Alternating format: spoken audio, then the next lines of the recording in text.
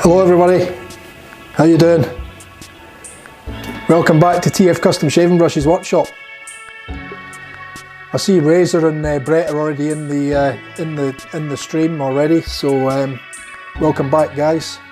I see yous have both been visiting doctors today. I hope nothing too serious, or waiting on doctors, or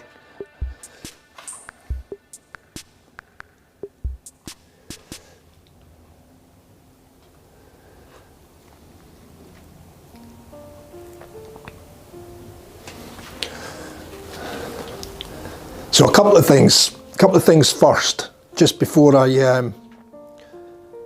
get started, because this brush is for Brett. So he sent me some photographs through today, and I'm sorry Brett, I misled you. I said 28mm, but the last one was 30mm, I'm pretty sure. Actually I'm positive it was 30mm, because I don't have 28s in the Tuxedos, I only have the 30s and the 26s and 24s. So you've got another one here, which is another 30mm, which is going in this one.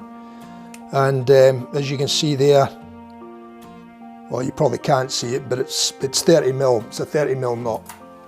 So I'll be going in with a 28mm bit, and then we'll open it up. And I think we opened up your last one, which was the orange and black one. I think we opened that one up to about 31mm out of the handle, and that seemed to work quite nice for that 30mm. So we'll try the same with this one, as long as there's no difference in the bulge of the knot. There's not much a bulge there, but well, there's very little there actually, to be honest. So 31 should be nice. So I don't think we'll have any dramas with that at all. But we'll do it with 28, and then I'll open it up with a tool just till we get what we want. And I think we set the loft on your last one at about 57 as well. So we'll keep that 57 as well, if you're happy with that. If you think that one the loft was a little bit too high, we can reduce it if you want, but I'm pretty sure that the 57, 56, 57 should be pretty good for that 30mm Tuxedo. So anyway, let's see how we go on, eh? Yeah, 30mm, yes, no worries mate, we've got that sorted. Razor, how you doing buddy? Yeah, I'm hoping the green's going to come out quite nicely in it. Now, like I said, just before I start on Brett's brush, I just wanted to give you an update on my chameleon ones. I've done a little bit more work with them, and I've put a few other different coloured chameleons into some of those burrows. So they're pretty much almost ready for casting now. So I'll just jump to camera 2, and I'll show you what I've done so far with the chameleons. I think that'll look quite nice, and it'll give it a little bit more variety in it. So that was the one with the purple and the grey, or a sort of a pinky grey with the purple. So I've put another colour in that, but I've left, you know, high spots that are still that purpley pinky colour. You get a little bit more of the purpley pink down through here. That one will probably sit that way in the brush. So you're going to get different. I'll engage camera 3 as well. We can jump between 2 and 3. So that's that one anyway. That was like I said, the real pinky sort of purpley one, but I think we're going to get a lot more colour in that now. These lights tend to blow the colour out on the chameleon in here, because I've got so much light in here. Let me go to camera 3 now, and we'll just see if you can pick up any of the colour. You can still see the sort of purpley bits shining on those high spots, and then we'll get other different colours coming in there as well. But like I said, the lights tend to blow it out. You're getting a bit of blue-green in there as well. So that's that one. This one I'm really keen to see. I've mixed this one up with a couple of different chameleons as well. So and I painted it on. So there's darker strips and lighter strips in different colours. So again, the effect of that should be quite nice, I think. But again, see, you're not really seeing too much in the way of colour change in that with these lights. Let's go back to that one, see if we can get any different. Yeah, you're getting a little bit different colour there, but not much. But through the day, they're pretty spectacular. So, like your one there, Razor, when we first done your one, the colours really come into their own once we got the clear cast in it. So I'm reckoning there's going to be a fair few colours come out of these ones as well. So that's that one. Then this one's similar to that one, but again, different colours. And again, I don't think you're going to get to see all the colours changing in this one. Yeah, there's a bit of green and there's a bit of purpley blue in there. There's cyan in it. Let me go back to that colour there and just see if we get anything different. So yeah, you're getting a little bit of colour change in that. Hariel, how are you, buddy? Rami, how you doing, mate? So yeah, so there's a bit of colour changing in that one, but honestly, the colour changing in what you're seeing here under these lights, because the lights, I've got so much light in here, it's not as strong as what it is through the day when I take it out in the sunlight. It's just mind-blowing how you see them in the day. But anyway, they'll come out once we hit them with a clear. I also done the green one and put a little bit more of colour in that as well.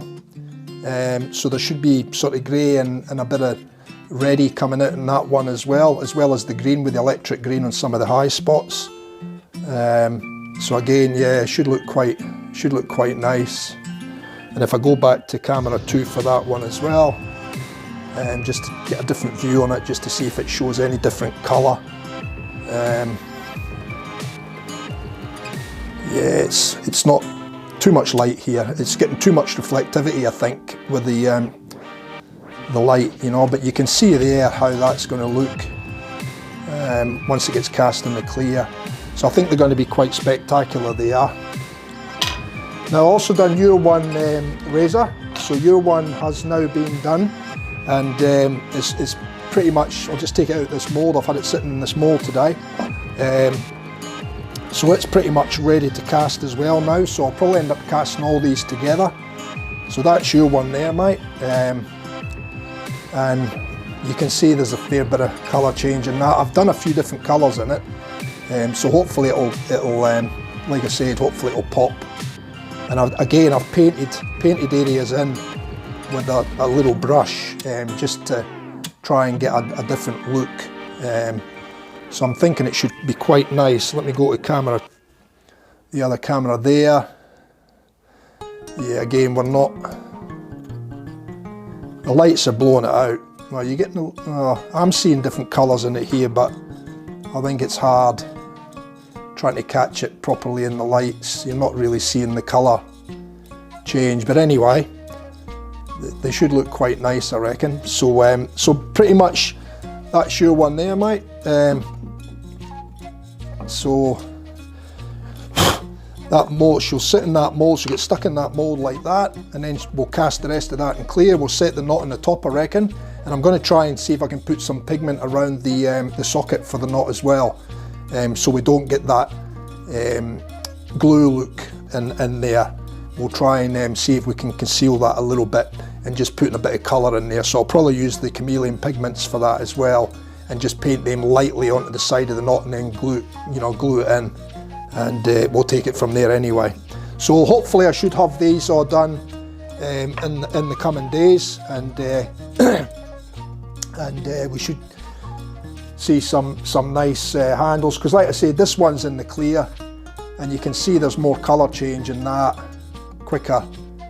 So there's gold and there's red, and you know, different ways you look at it. There's a little bit of purple, and you know, you get different looks in that one.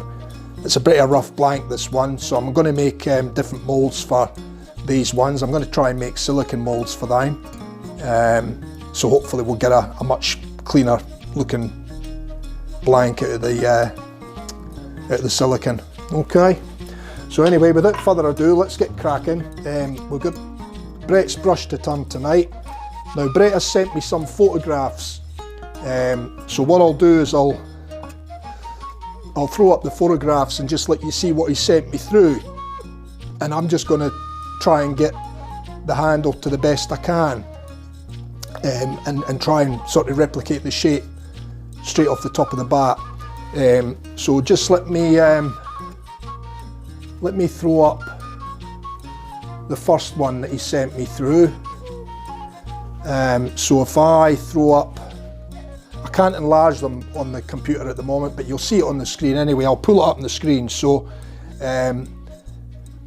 this is the shape he wants. So he wants a slightly bigger handle a slightly longer handle than you know what I normally do, even although my handles are fairly long to start with.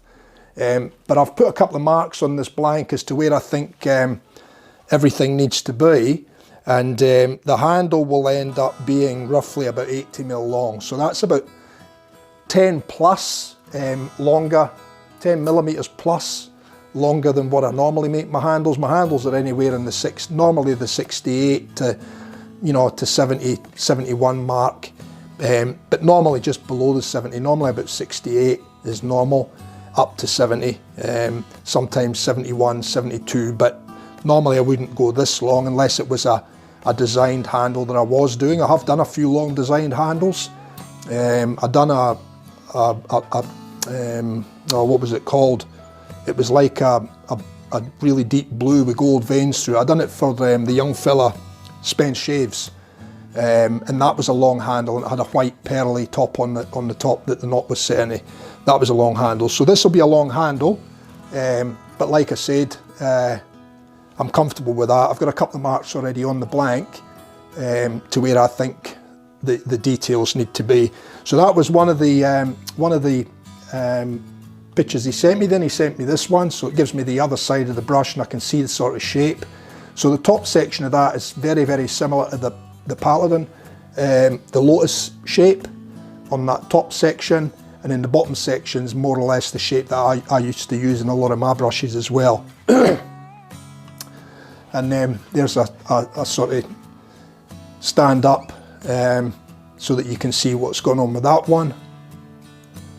So you can see that curve in the bottom section is a fairly even curve top to bottom.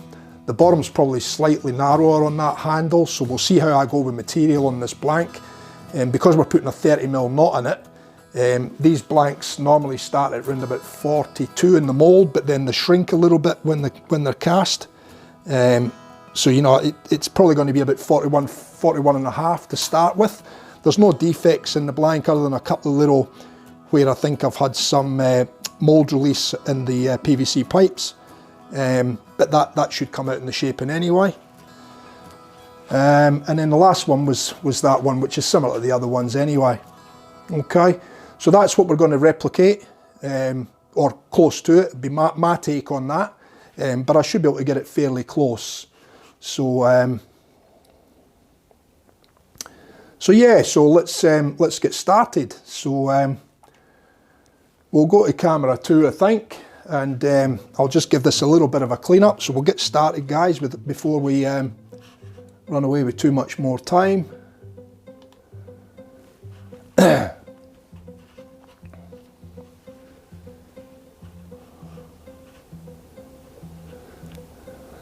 Yeah, well, we'll experiment with Resin. I mean, I'll make it work one way or another.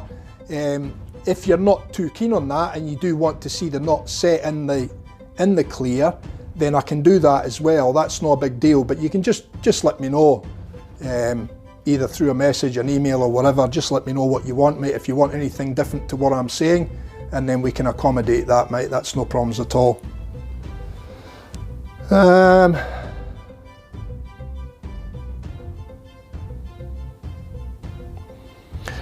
Yeah, it's a funny one, Harel, because I don't like seeing the brush or the glue either, but there's been quite a few people have actually asked for it. So I guess it's just one of those fads, you know, that people sort of, you know, they see something and then, you know, they've got to have one.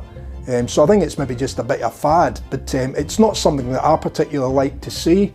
I'd rather the knot was set in a coloured section, so you don't see the glue plug and the fibres coming up, or the bristles coming up from the base of the knot. But yeah, it just seems to be a bit of a fad where, you know, I've had quite a number of people have asked for it, so I've done a fair few brushes like that. But it's not something that I'd be in the habit of doing all the time, you know. Well, for example, I mean, my halo blanks, I mean, you can see with them, that's the typical type of thing that I normally do, where I'll set a different colour in the top and then have the clear in the bottom, so they're not set in the dark colour, and then you've got your nice bit on the bottom, which is the main part of the handle, you know. So that's the type of thing that I normally do.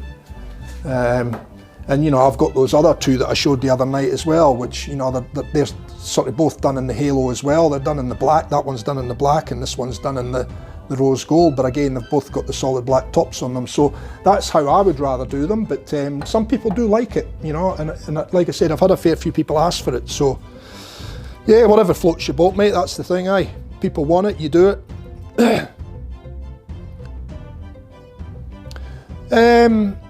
Brett, I don't think the 80mm too long. I think it'll be okay because I'll be able to get the shape nicely and it'll be in proportion.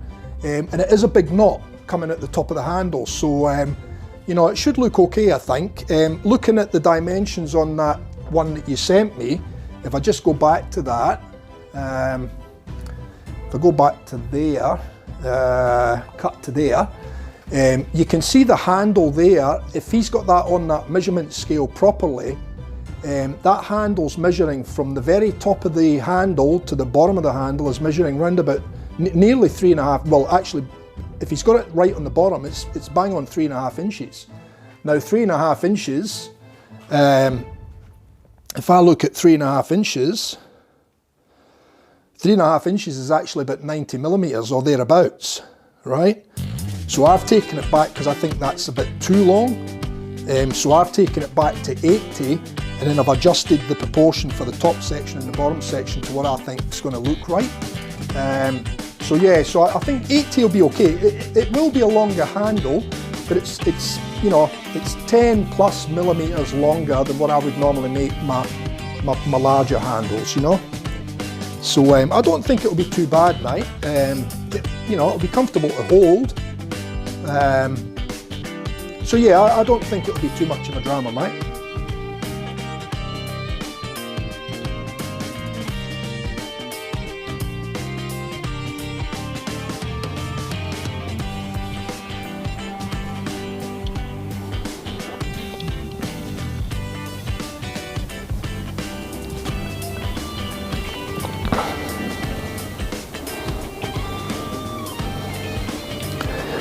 Yeah, well your other brush that you're getting done, Brett, that one will have a black top, and then we'll put the transparent with the swirls on the bottom section of the handle. And again, we can make that longer. I would probably suggest sticking with that one somewhere around about the 70mm mark. I think we'll probably be fine for that, but if you want it longer, we can make it longer. That's no big deal, mate.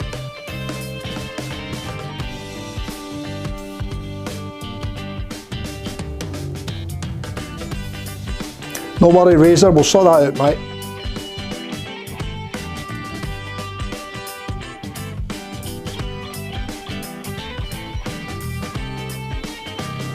Okay, yep, I'll turn that down a bit, guys. If it gets too low, just let me know.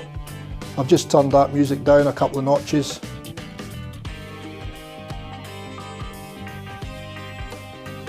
Okay, no worries. So look, let me get started, guys. Otherwise, we're going to be here all night again, and I don't want you to have you here all night again. So let me get rid of the. Let me go back to camera 2 here. You see in my screen on YouTube there. So we're back to here. I'm just going to clean up the end of the blank now.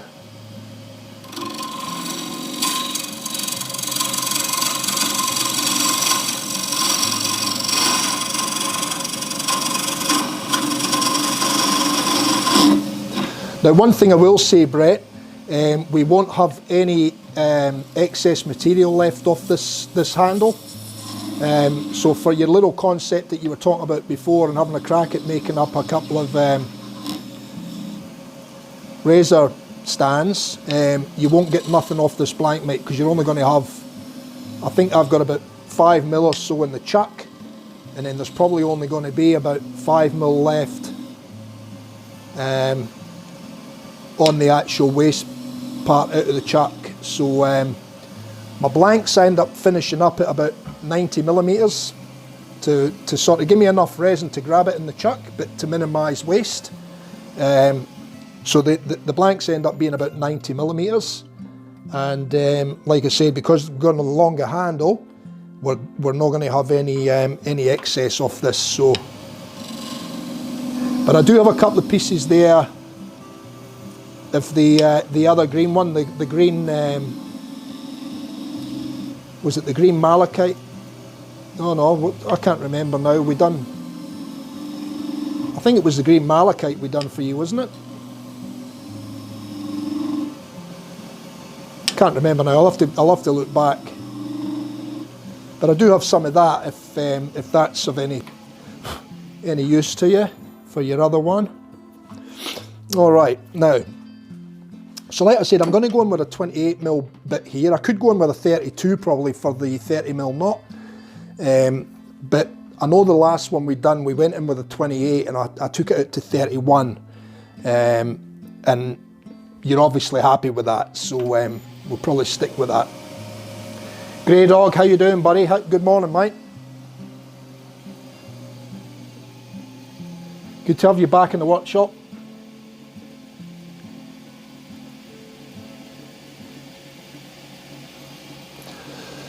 Okay, so we'll start this.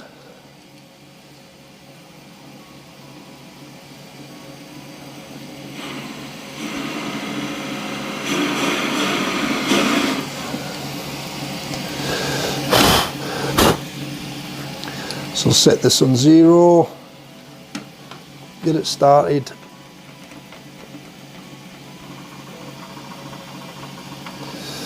That's us there, and we'll take it until we hit about 15. I think that's what we done with your last one.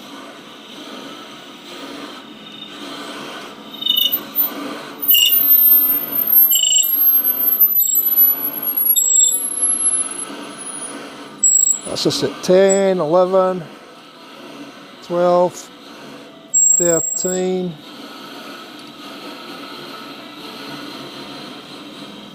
That's us on 15 there.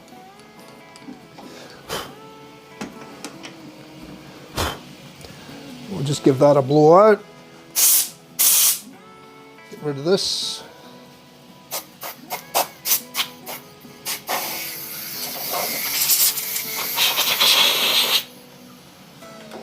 Okay, we'll get rid of this for a second. So I might use my calipers for this one. So we want 31.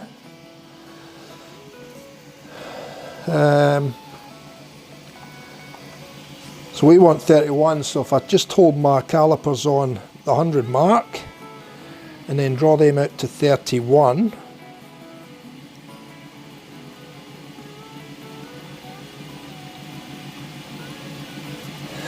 and that should give me the same size as what we used for your other brush. So it'll keep them with the same feel, unless you want to change it, like I said. So if you want to change it, be quick, because she's nearly done.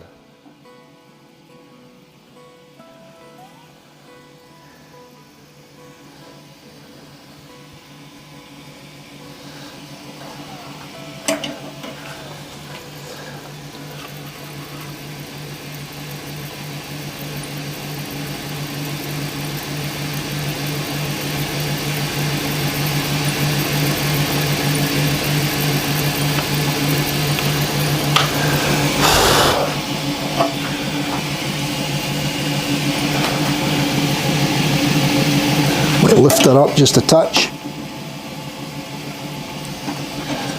and then I'll just go in with my calipers and we'll put a mark in,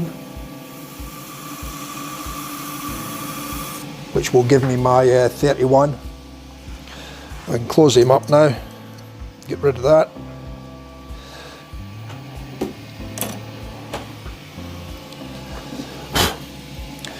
And I may just have to drop this down again now to get the skew in there to take that material out and bring it back a touch. So I'll go back to camera 2 now, and I'll speed the lathe up a touch, and I just want to get my mark.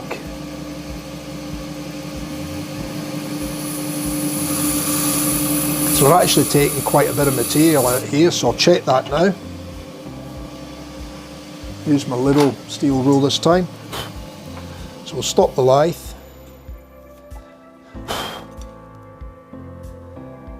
that'll be fine there.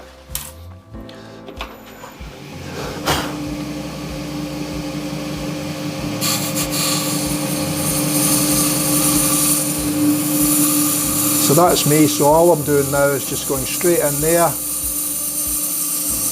nice and gently and evenly. Just come off the bottom there as we hit the bottom. So we'll start back on the cut again.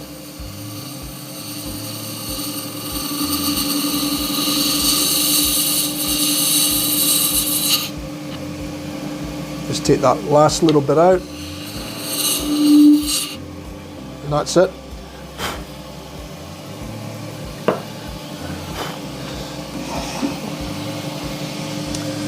So just give that a, take the sharp edge off.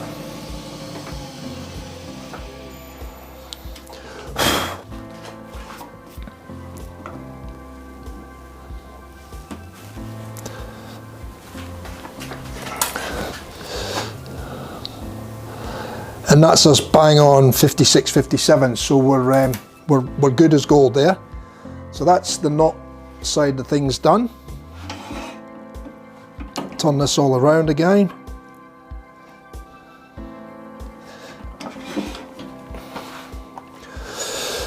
And I'll put the tailstock back on.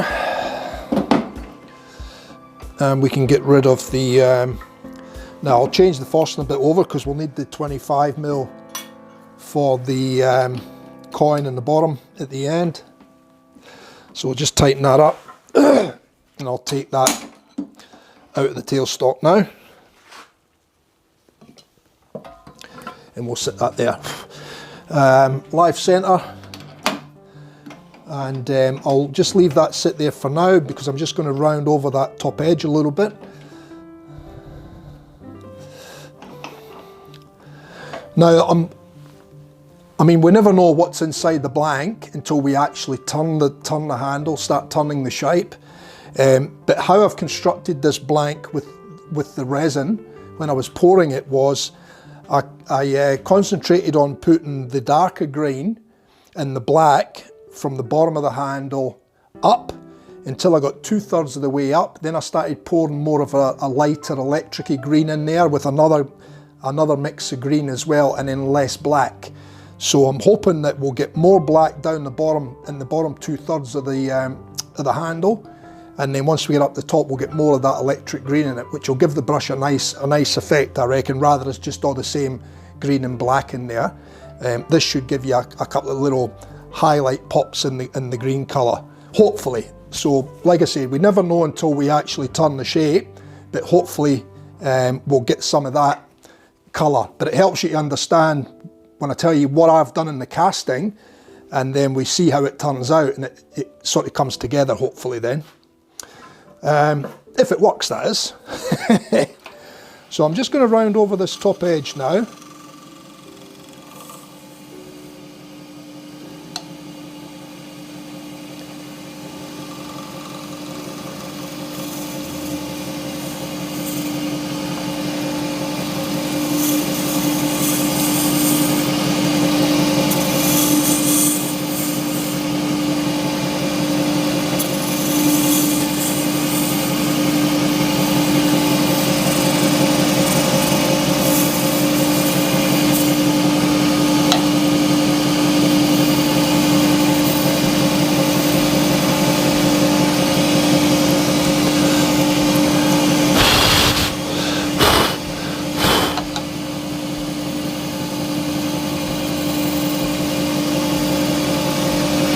Okay, that'll do that.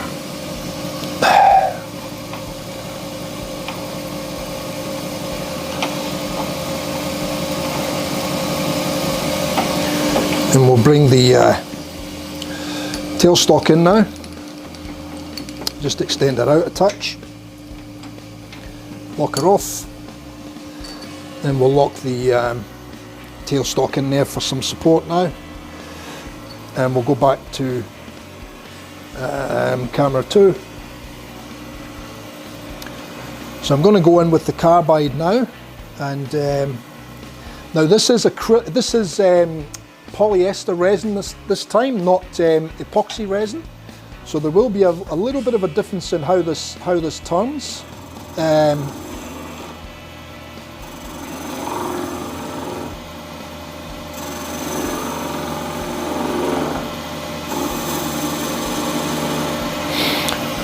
And also what I'm going to do here is I'm just going to give myself a little parting mark at that top section.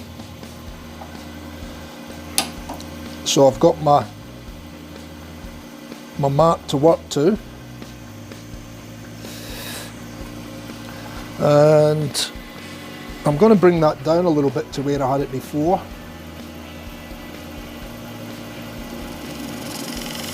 I'm going to bring it down to about there. Okay.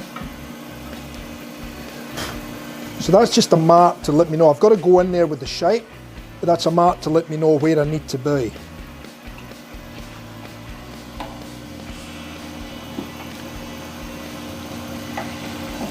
Lift everything up again now.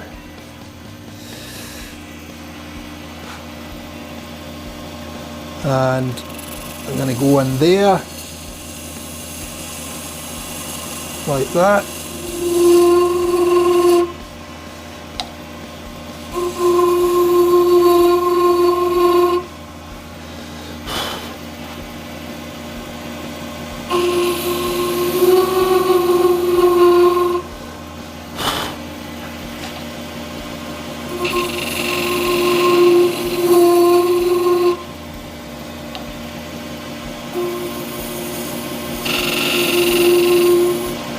I'm wondering if I've got I'm getting a little line in the resin when I'm cutting with the skew, but I can't see any chips or marks in the tool.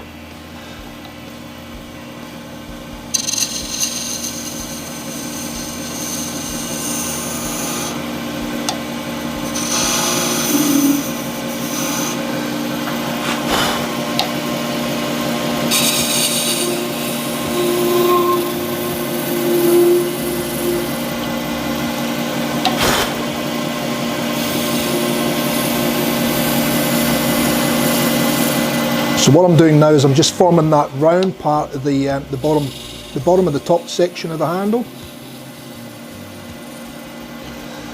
and then I'll put a little bit more shape in it now with the carbide in the top area.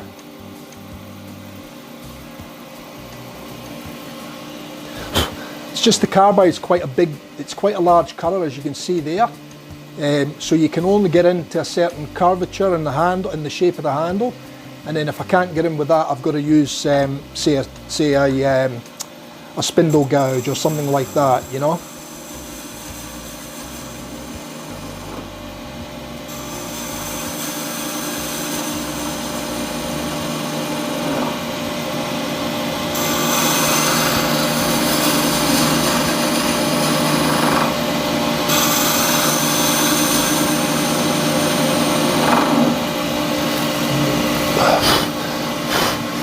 And I've got to be careful with my depth in here as well, because like I said, we've got a 30mm knot here going into a blank that starts off at about 42.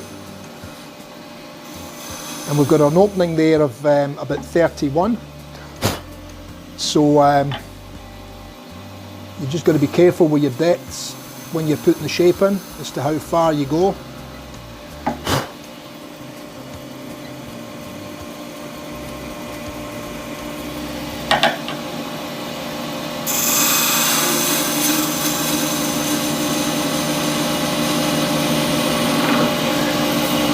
Just check the chart.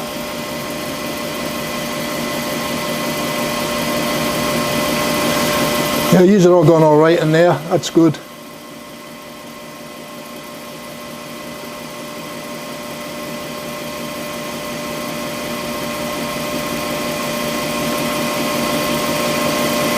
No worries, Brett. We should be fine, I think, mate.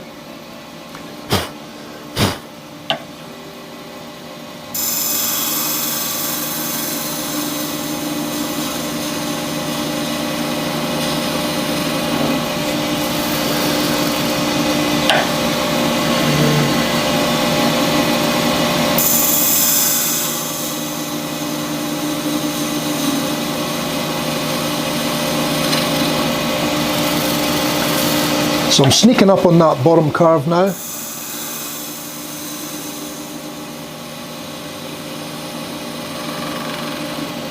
And also getting the blank to round at that particular point.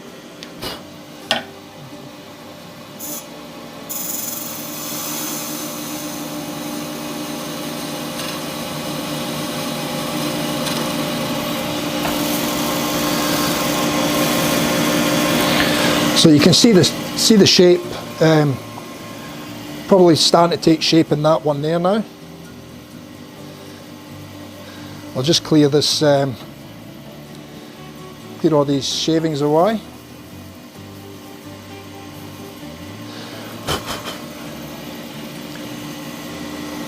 So I just got a little bit of final shaping on that curve there. And the rest's not too bad. And that's just to bring that back to round, because it's just slightly out of round there, that point.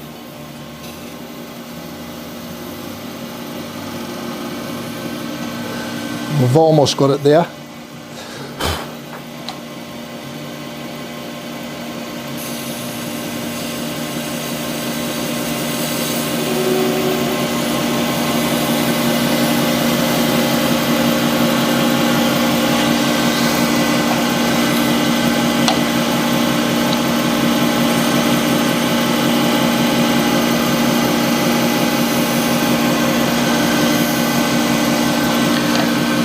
I'm just going to refine that a little bit. That's better. Okay. So I still want to just shape that a little bit, so we'll go back in with the carbide a little bit higher.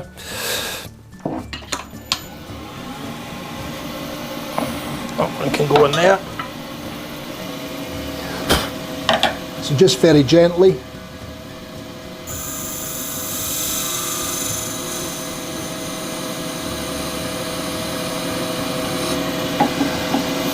So I'm really just tweaking that shape now.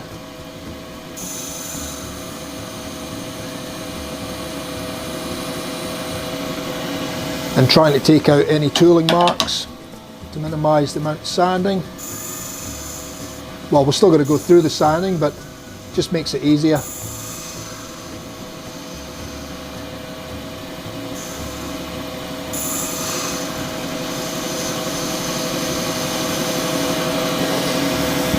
And I'm just putting a little bit more shape into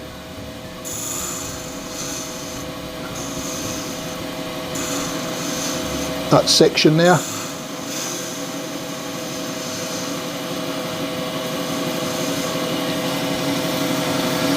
There's still a couple of just little high spots there that I want to take out. That's much better. And that's better. Yep. And I'll bring that back in, drop it down a touch. And I'm just going to give that another little touch.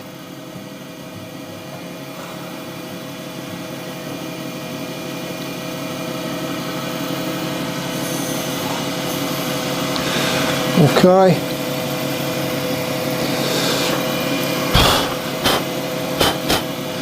Now, just going to V this more.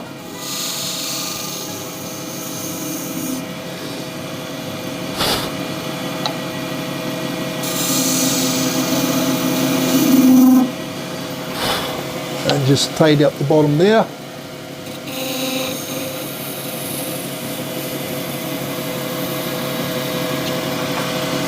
Much better. Okay, now we're back to the carbide. Actually, what I'll do is I'll define my bottom dimension first, I think, because we're very, very close to the edge of the chuck here.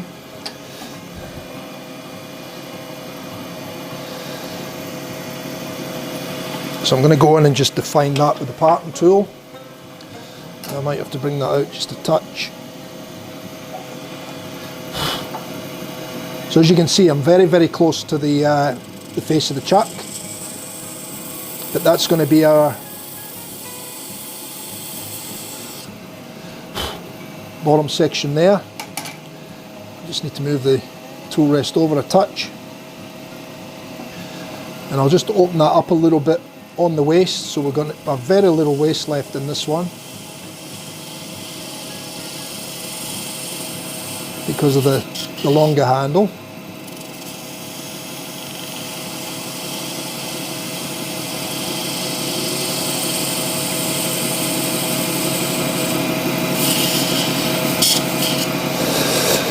Okay.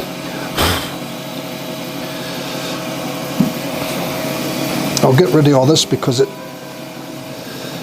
falls into my drawer when I open my drawer. I should put a little, well, there is a lip there on the drawer, but these all hang over the edge and then they get dragged in the drawer, you know. Right, let's see how we're going. We'll give everything a bit of a blow down because we're getting a bit of,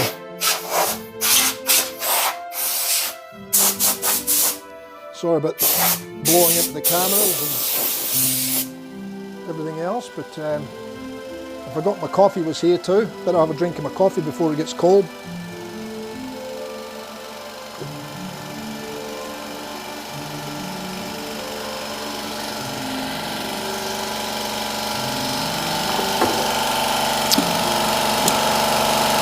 Okay, I still need to go more there actually because I've got a little flat spot around that ring.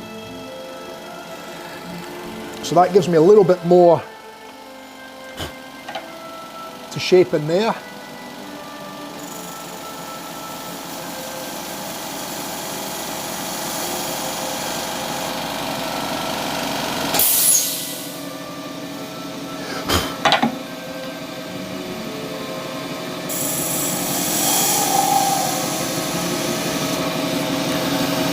That's lovely. I'm happy with that.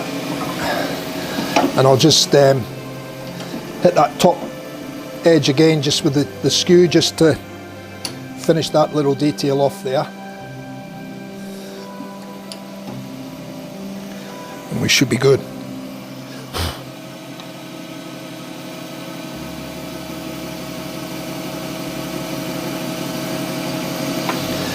I'll just check that now. So we've still got a little tiny little flat edge there, so that's what I'm trying to take out there. And I can either do it with going in here and putting more shape in, or just taking that round further over, and I think I'll take the round further over.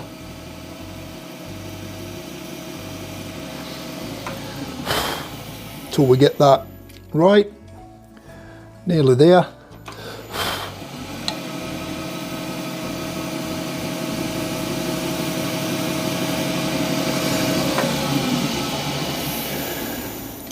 And I'll just take a little bit of the sharp edge off of that with a bit of sandpaper later.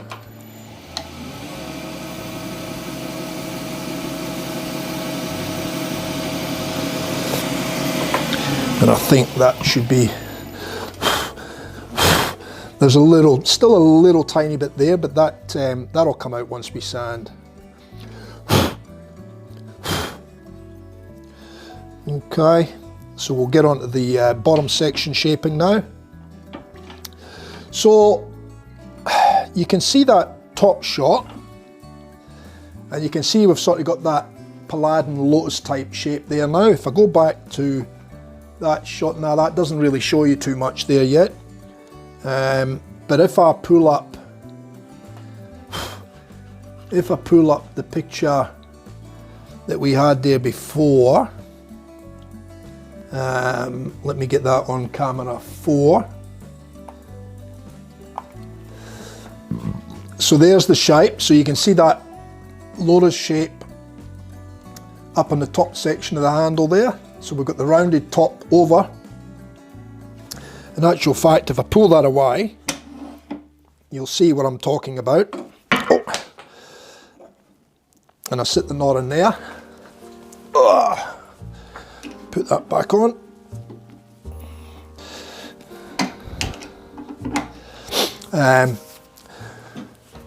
So I've stuck the knot in there. I can't really, I'm just wondering if I can fade that let me just try something here for a minute, guys. So we've got that one there. If I go back to there, and I want to go between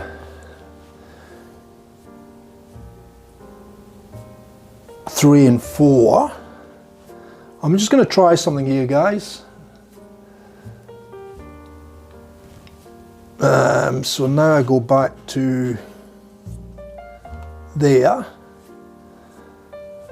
I can't do it. I can't do the two on the same screen. So it's going to have to be that. So you can see there, I can't change the picture-in-picture to a different camera the way I've got it all set up as well. So, but you can see that lotus shape up the top section of the handle there. And then we've got that longer section for the base section, which I'm now going to start hollowing. And I'll bring that bottom hollow, I'll bring that right down to basically the full width of the blank again. And I think that'll keep that in better look. That one to me looks a bit too thin down the bottom there. The base looks too small. So I'll try and maximise the full width of the blank at the very bottom, so we're taking very little material off at that point, and then it should give us a nice look like that handle we've got there. Hopefully all going well.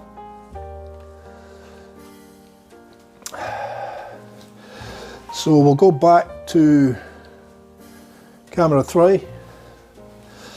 Alright, so there's that lotus shape. You can see there's the 30mm knot in it. We're going to start hollowing this section here now. Obviously this base section here is where I was talking about. I want to keep the blank as wide as I possibly can there.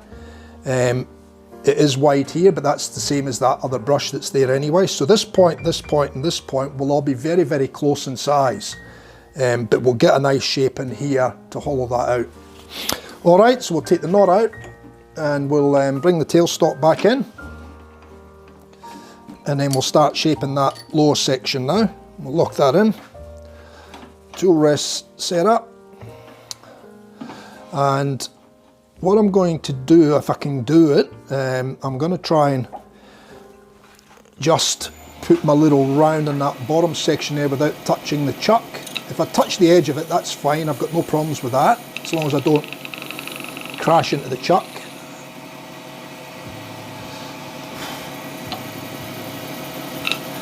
This skew chisel's not square on the edge, it's got a rounded edge on it. So I can get away with running it basically up against the side of the chuck because it doesn't dig into the chuck or the grooves in the jaws of the chuck.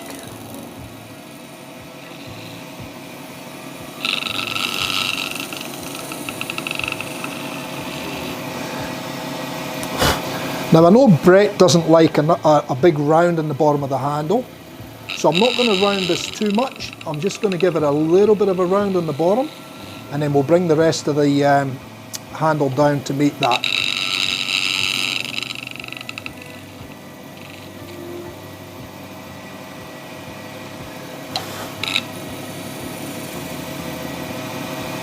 And I think that'll do that. So I'll bring the tool rest out now. We'll lift it up a bit higher. Probably a bit too far out. Need to go in a bit.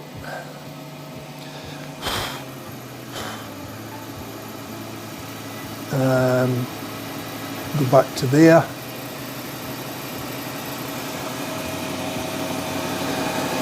Grey Dog, I think it's a shape of it on one of the Paladin brushes, or Paladin or Paladin, however you pronounce it. It's called the lotus shape, that one, or that's what they call it. I've done it on a few of my brushes. I've actually done a brush in a similar shape to this one previously, but I've used that top shape on a few different brushes with different bottoms on them, and they come up quite nice, you know. But I just like to put my spin on it. I don't like to copy somebody else's brushes, so I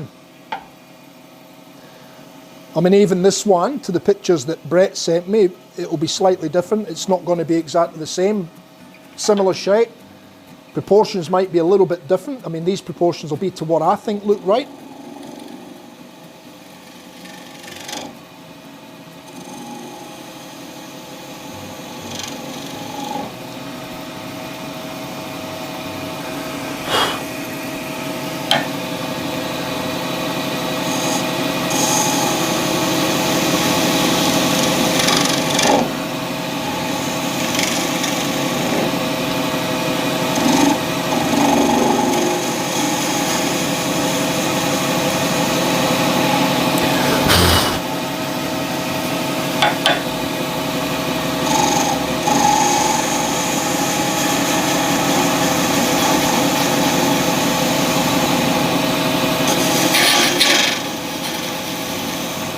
So what I done there was I was taking more material, so I lift the end of the handle up a little bit higher, and that allows it to take more material, but you've got to be careful because it grabs like that. This is polyester resin. It's very different to the epoxy resins. So you can hear we've got some chipping there, but that's all going to come out anyway.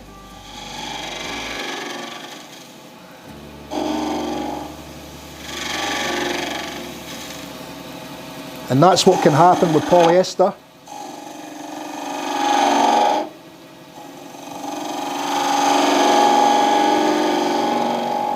It's a lot less forgiving than the epoxy resins.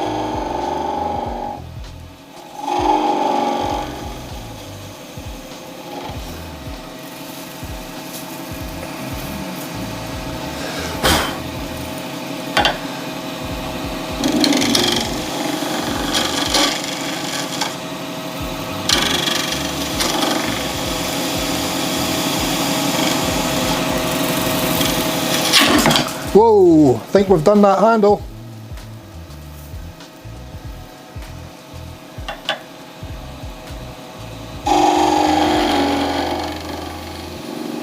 That was a bad one, that one.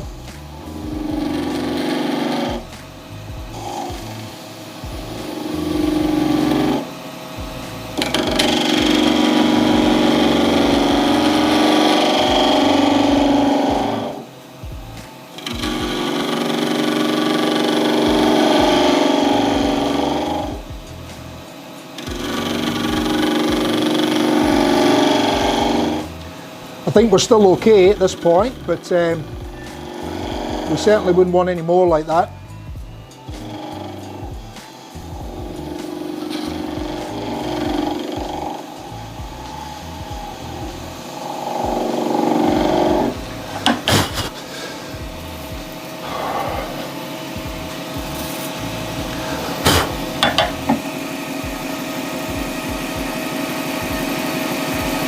Nigel, how are you, buddy? You're heading off? That's no worries, buddy. Drop back if you get a chance, yeah, no worries.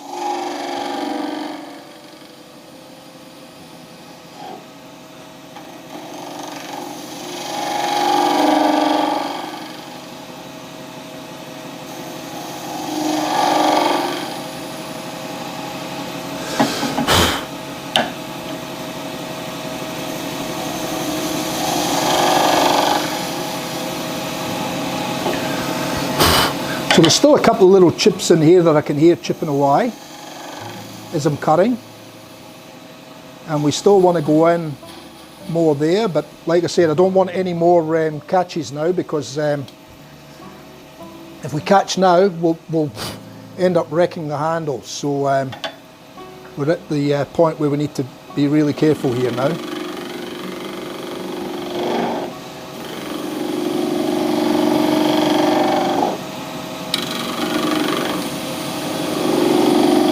And I still need to keep continuing that round in deeper in the middle there.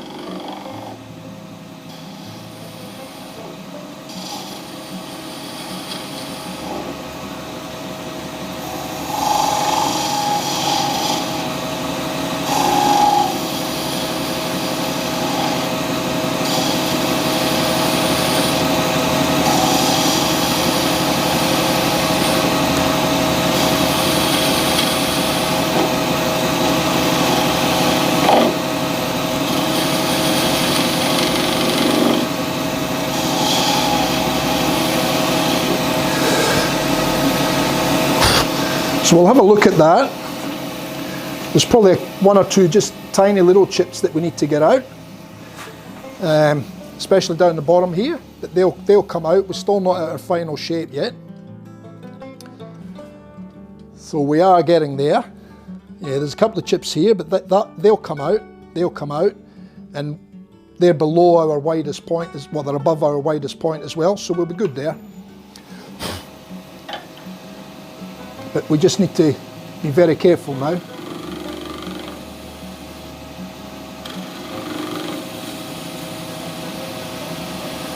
So all I'm doing now is I'm just finessing this shape to get the the curve that is in that handle in the photographs, it's pretty much even between this high point here and this high point here. So that's all I'm doing there really now, is just getting that round so that it's even both sides of the curve, the center of the curve there.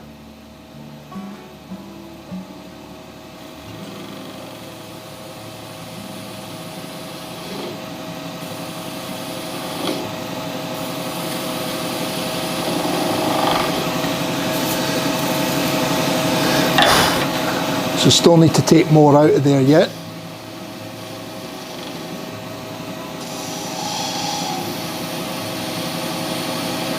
So you'll see I'm taking a lot finer cuts now. So I'm keeping the tool rest lower than what I was before. It's sort of the back end of the tool. I'm keeping it a little bit lower, which keeps the tip of the tool higher.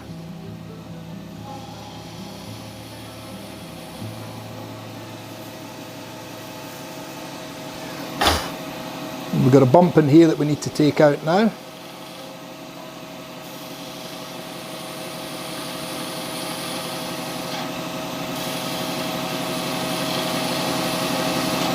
And a little one there.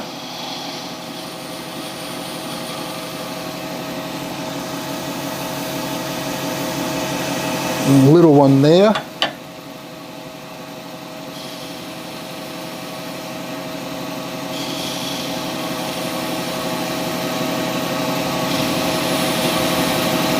Those catches always get you when you're not ready for them as well.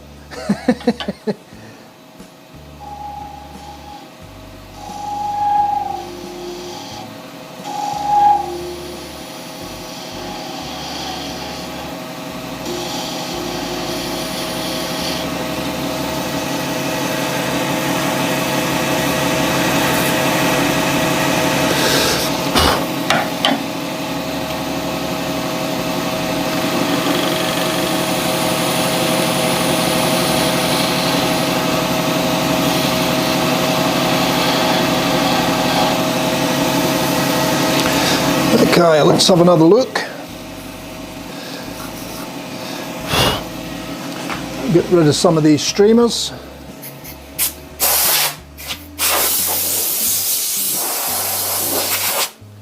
Give the electronics a blow off.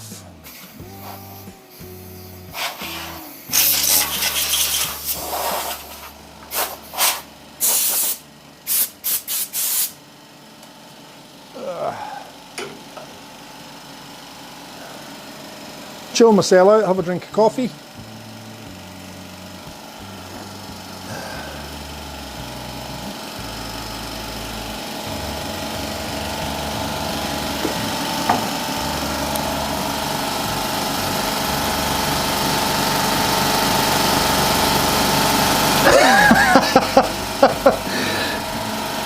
I'm reading your comments, Brett. Nah, she's all good, buddy. I did get a catch though with the carbide cutter, and it did chip out quite badly, but I still had plenty of material there to remove it all, so that's no problems. It's only when you get down to the real last stages that you've got to be concerned about it. So yeah, no, it's all good.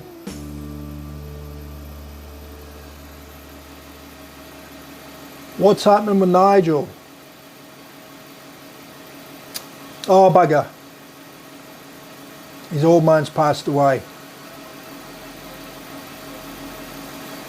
Sorry to hear that, Nigel. Condolences, mate. Condolences. Sorry to hear that, buddy. I know what it's like. I lost my dad when he was 52. And then I lost my mum when she was 62, 63. So, yeah. You never get over it, that's for sure.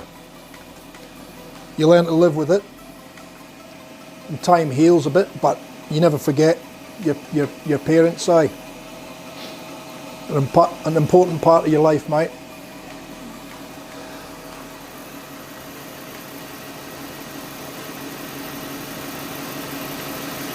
Okay, we'll get on with it, eh? So I've got a little bit there. I was going to stop that. I've got a little bit there. So that'll come with the sanding, that's all good. We have got a little bit of chip there, so we'll try and get rid of that. Tiny little bit there, but that'll come out with that flat bit there.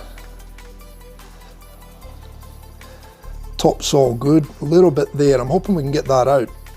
It's not, I don't know, it might even be in the, I think it's a chip, but we'll see how we go. Nice and gently does it.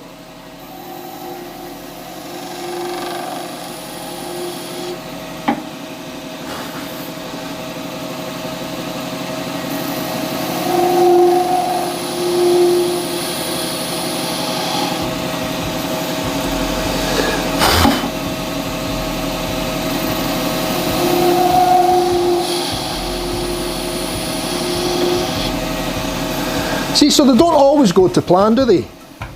We can have mishaps.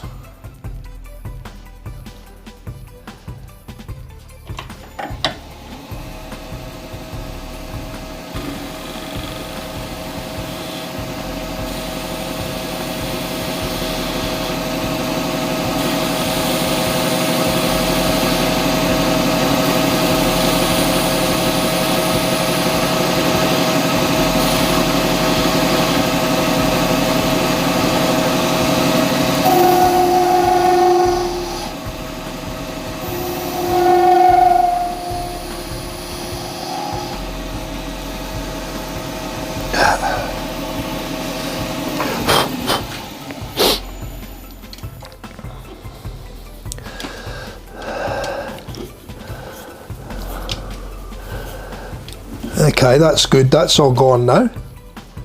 So I'm happy with that.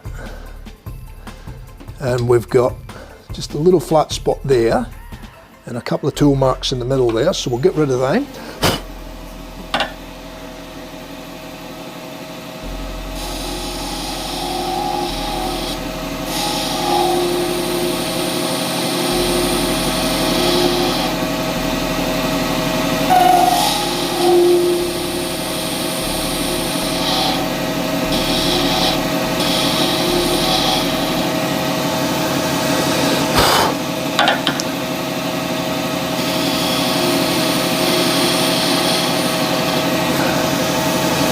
That's much better. A little bit there.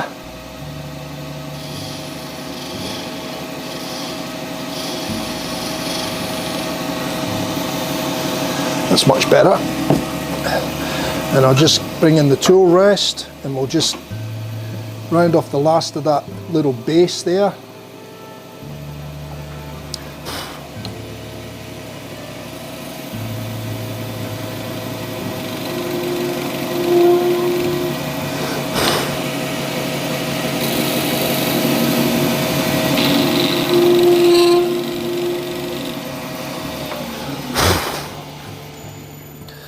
Still got a little bit there we need to take out. Yep, so that's all good now around there. And I just need to, just a little, I mean I'll probably get that with the sandpaper, but I think I'll try and get it with the tool.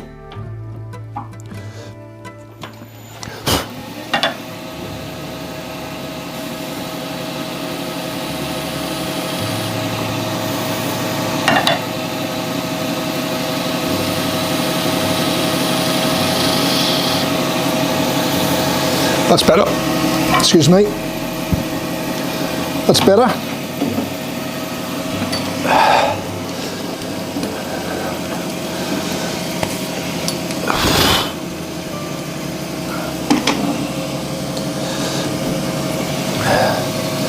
So we'll slow that down, we'll stop and let you have a look. Don't worry too much about those bits there, they're going to come straight out when I hit that with the sandpaper. So we'll get in with the sandpaper now.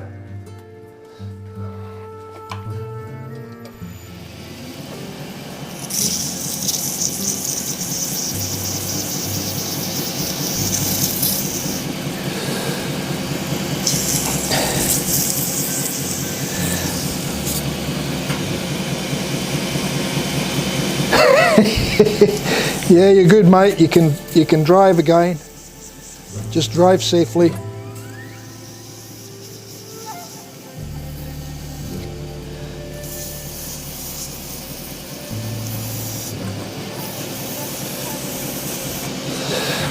Still probably just going a little bit fast for the sandpaper. Probably about there's better.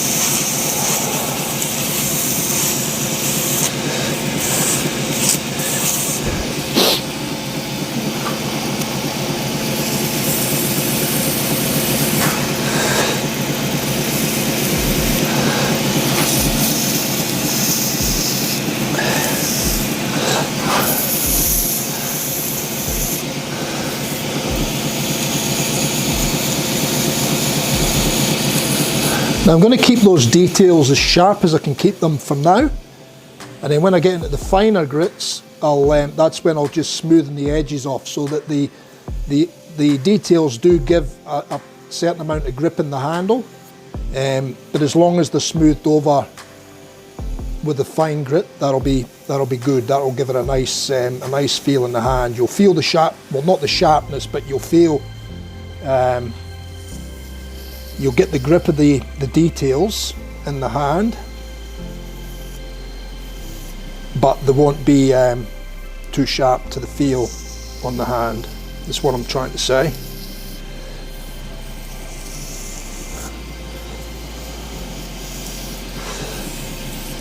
I mean, at the moment they feel fairly sharp on my hand, but like I say, when we get into the finer grits, we'll sweeten them away.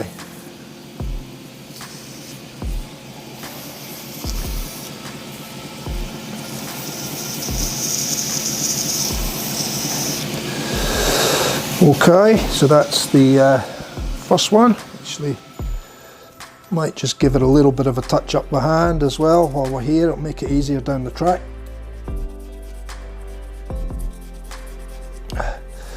So we'll start to see the colour coming through as we get in the different grits, and I'm hoping that we're going to be fairly pleasantly surprised with the colour. I'm hoping I've got the mix right through the blank as to how I poured it.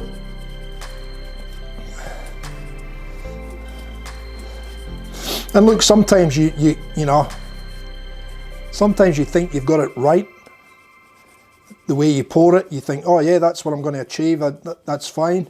And occasionally, it'll just go totally different to what you thought it was going to do. Either colours will mix, or they'll blend, or you won't get the way you wanted it to be, and it just happens sometimes. And that's the interesting thing about casting. That's why I like to cast my own handles. Because you can play around a lot more,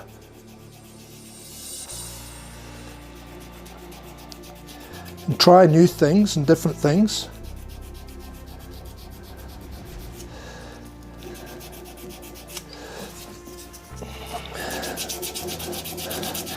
And I guess be a bit more creative. That's the thing. You can get a bit more creative when you start doing your own stuff, you know. You can. And I enjoy that part. I enjoy the creating part of the whole process of casting. It's just another element in the brush making, I guess.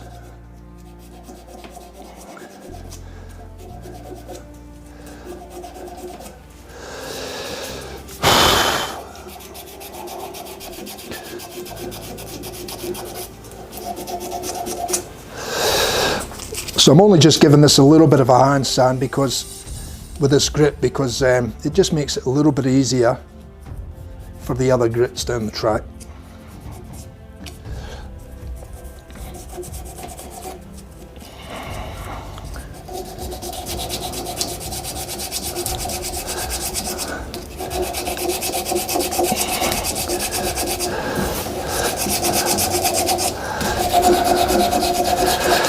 Yeah, Everybody waits for the wet sand.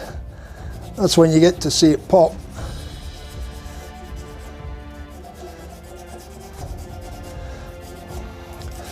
I'm just hoping I've got the light green majority to the top, or the top section, or the top part of the handle, and the darker green and more black to the bottom. That's what I was trying to achieve, so we'll soon find out if I've achieved what I tried to get.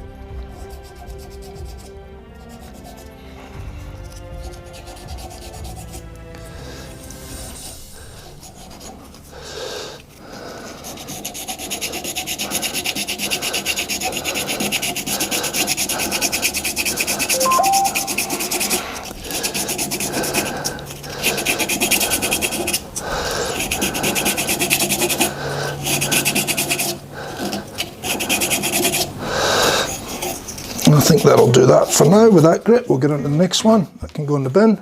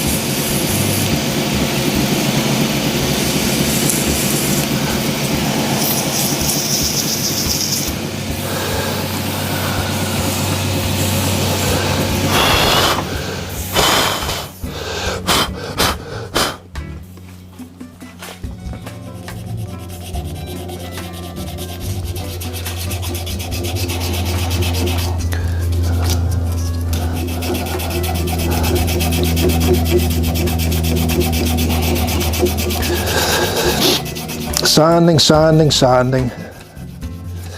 Might give you a change of shot, eh?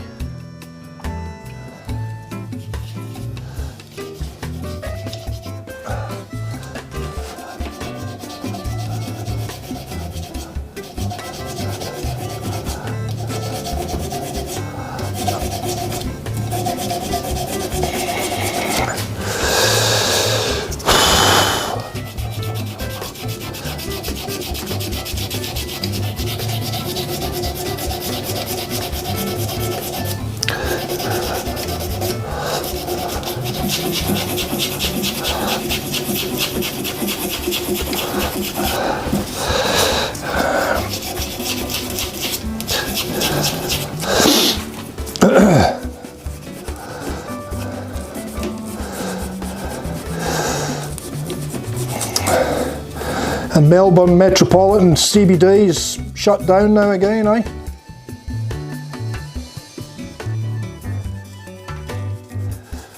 That's going to be hard to take, 6 weeks. Woo.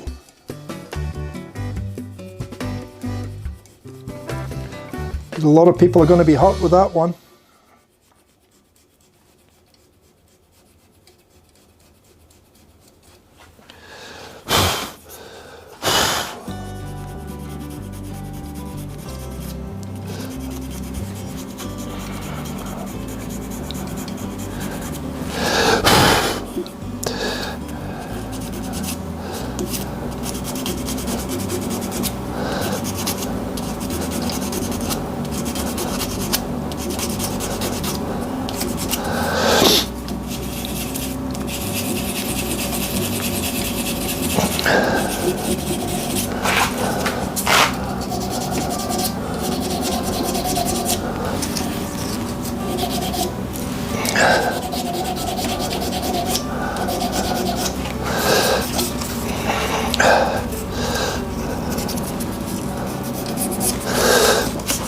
Use my little sponge pad, get into there. Just normally use it the other way.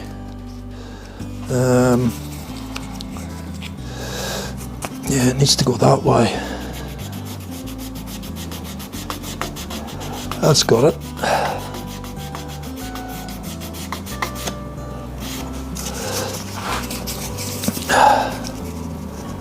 And then I can go that way. It's a case of making sure I get the deep scratches out. That's all I want to do. Or the deeper from the previous grit, you know.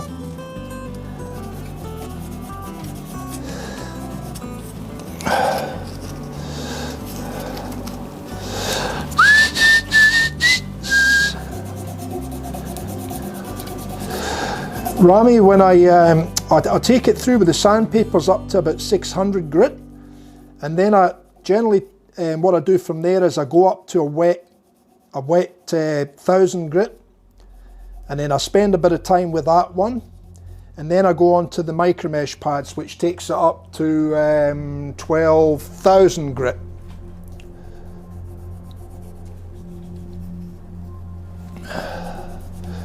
So yeah, so they're basically, by the time they come off with the 12,000 grit, they're basically shiny, polished. But then I take them, I normally I've got a very, very fine polishing paste, and I'll give them a bit of a rub and a buff with that, and then I'll normally take them to the buffing wheel as well, and give them a buff with a bit of buffing compound, and then I put a polish on, which is a very fine acrylic resin polycarbonate type polish. So it's very, very fine. It gets used in a lot of applications for clear polycarbonate headlights to restore them. So it's a very, very fine. So everything down at the last part of the handle is, you know, in the thousands really.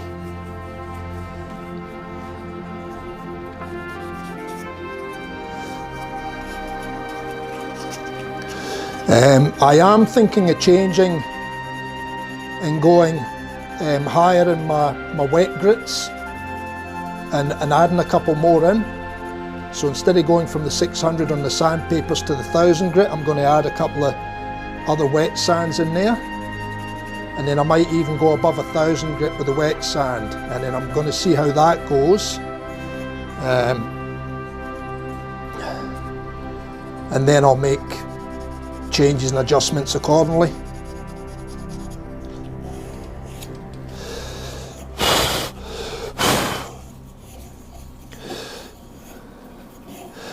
But yeah, they go right up there, mate, right up in grits. I mean, it's you've got it, otherwise you just can't get the finish on them, you know.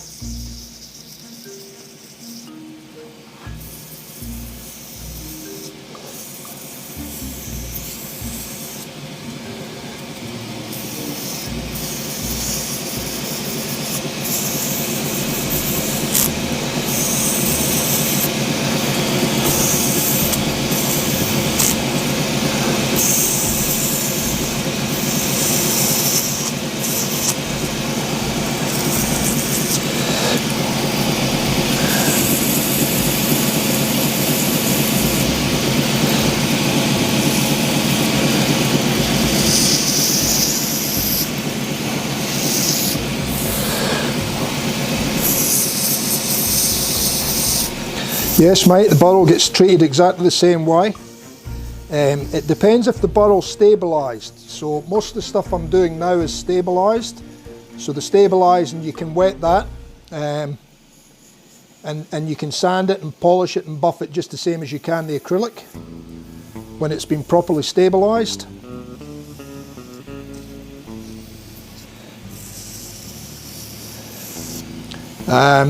I done the one I done in the last stream. I was going to actually CA finish that, but it came up off the buffer fairly shiny and smooth and flat.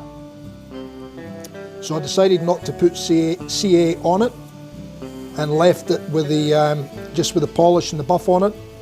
And it actually, whilst it's a nice finish, but it makes the timber look a little bit more natural too. So rather than having a glassy finish over the top, you know. Some people like that, some people don't, think it makes it look too plasticky.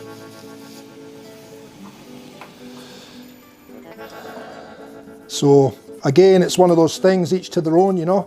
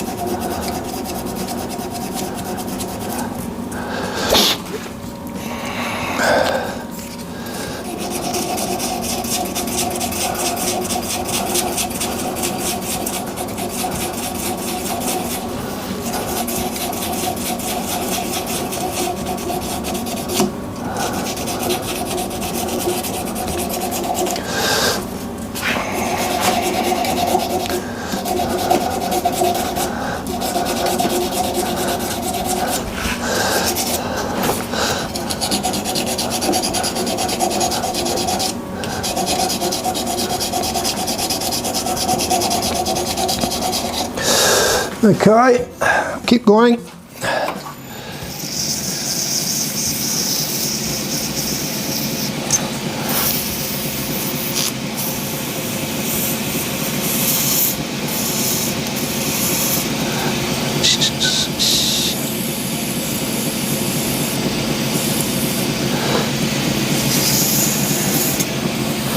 How's the music going, lads? All right?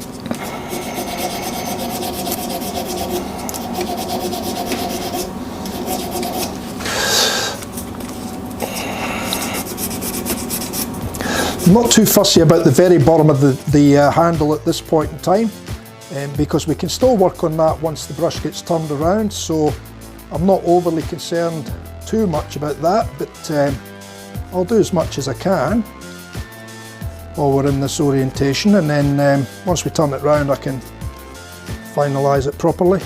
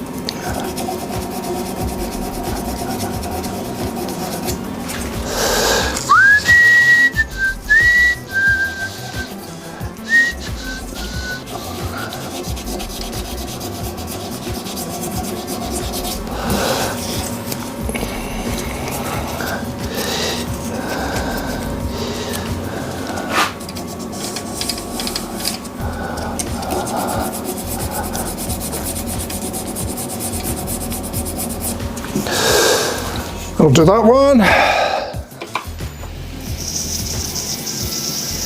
Wet's next after this one. Grey Dog will be pleased.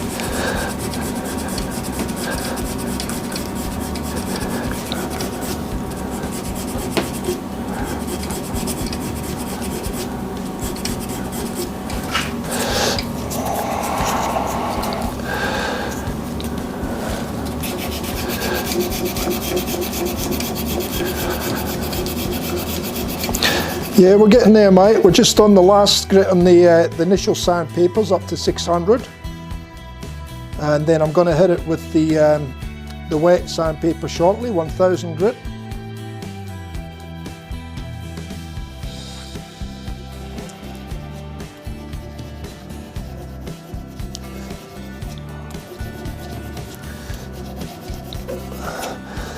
So we'll get to see what the colour's looking like once we hit it with the wet.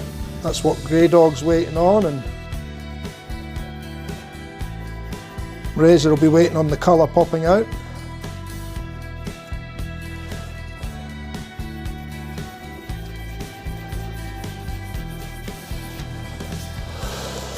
But I'll spend a bit of time with the the wet, giving it all a good sand up with the wet.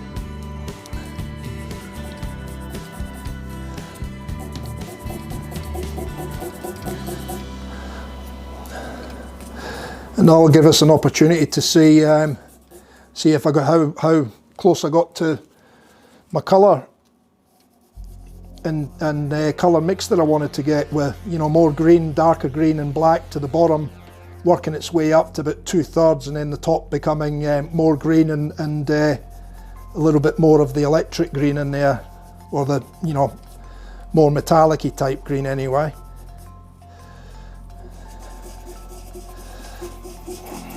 I mean, even the black is carbon black, but it's a Pearl X powder, so it's even got a little bit in it, a little bit of shimmery in it as well, but you never normally see it too much in the black. The black's just too strong a colour.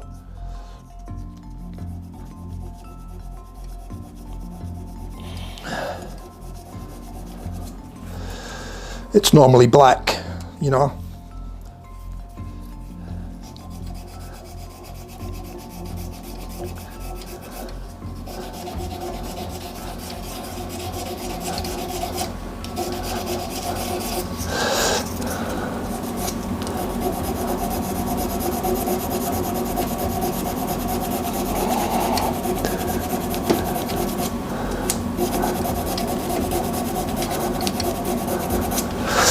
Okay, let's get on with the wet. Where are we? There we are, fresh water. Which one was I using? That one, I think.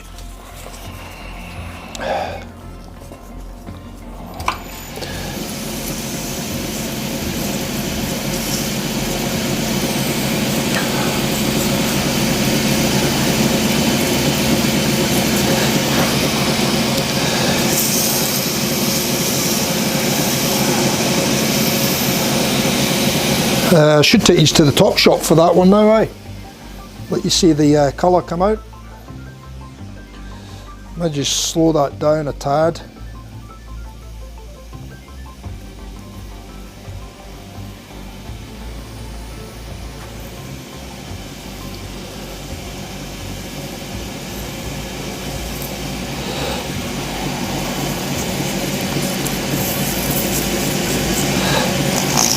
And this is where I just take those sharp edges off now with the wet, so it's nice and fine. We still keep the majority of the detail and the line, but we just smoothen it off, you know, like take the sharp edge. So that way, like I said, you still get to feel the shape in the hand and get the grip where you need the grip, but it's not sharp in the hand, it's smooth.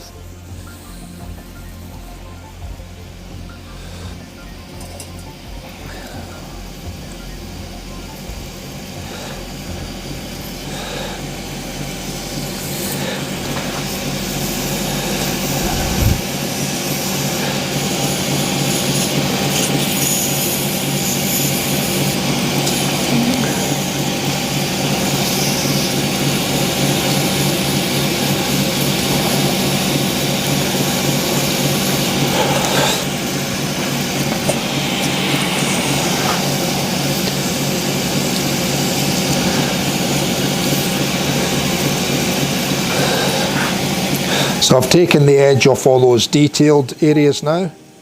They're all smoothened out, so they're a lot smoother at the hand now.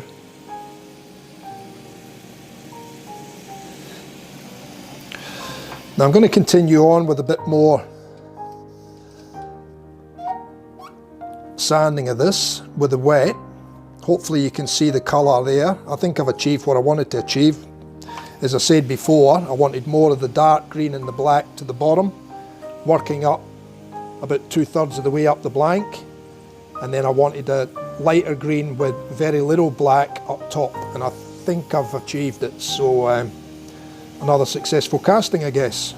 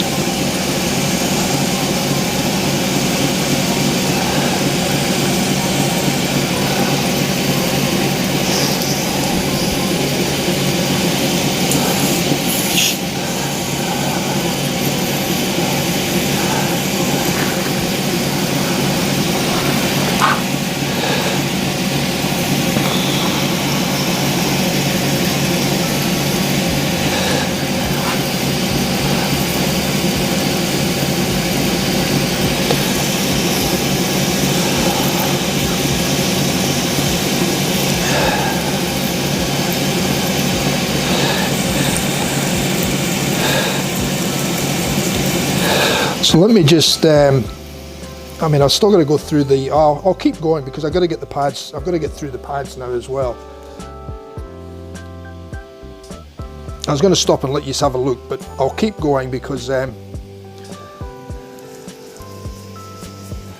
don't want to be on here for another 3-hour night tonight. We're already at 1.5 hours now.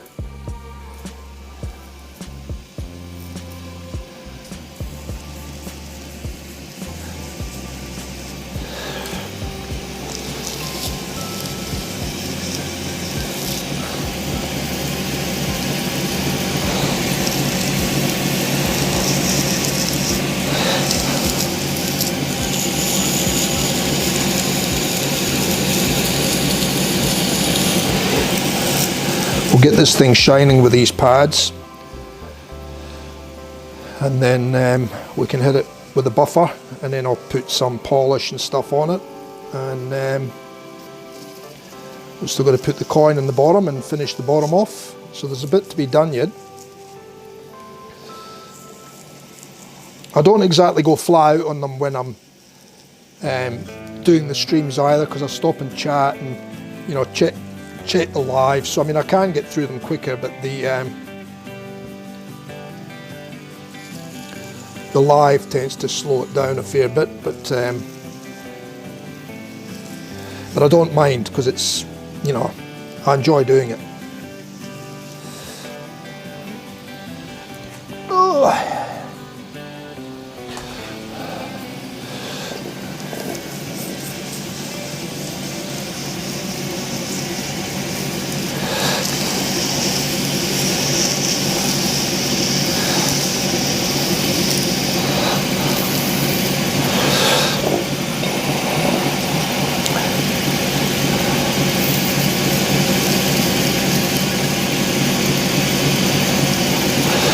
least it'll make your weight go quicker, right?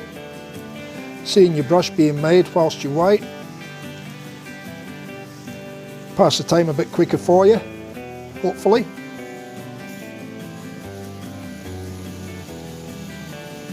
And you get to see it getting made where you thought you weren't going to see it. So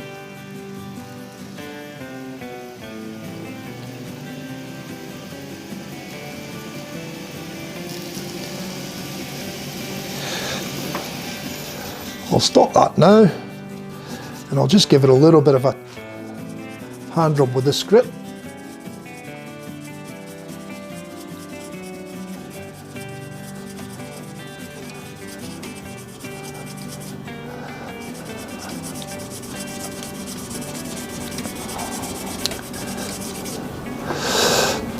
And then we'll go that way.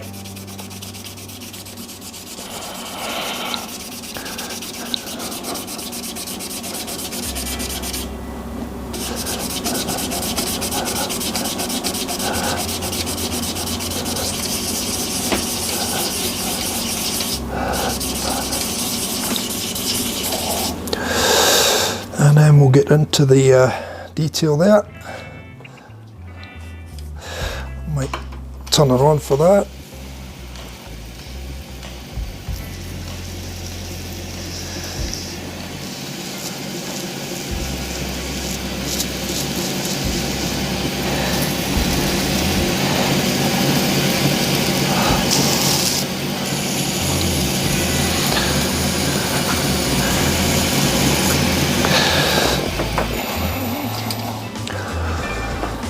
Okay.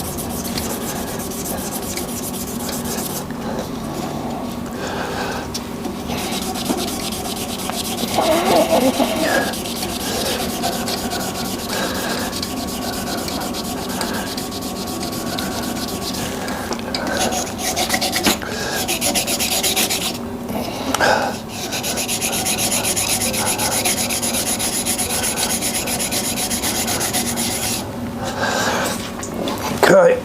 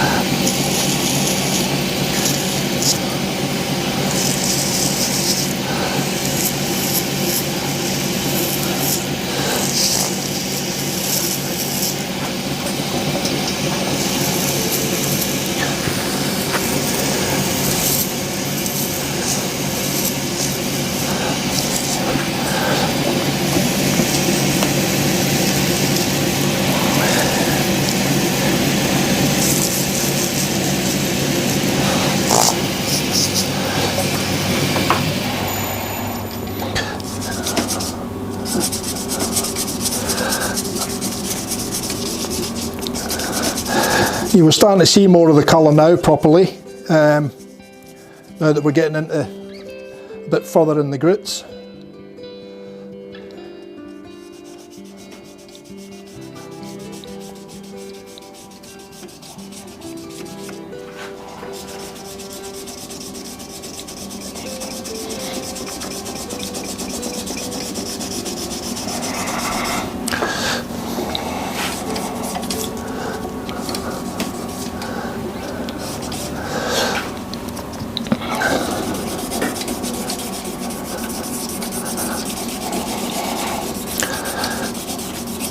And they always look a little bit better when they're, once they're polished up as well, got a bit of a shine on them.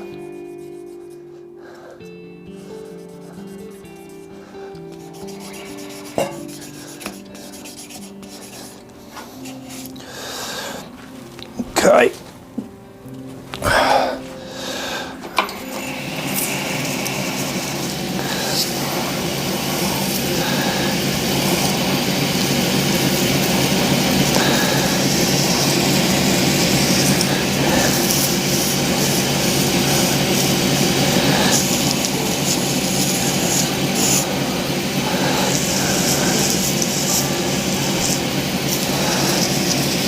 I quite like that top-down shot because even although I sort of lean into it when I'm sanding it, you still don't get to see my big ugly head, which is good.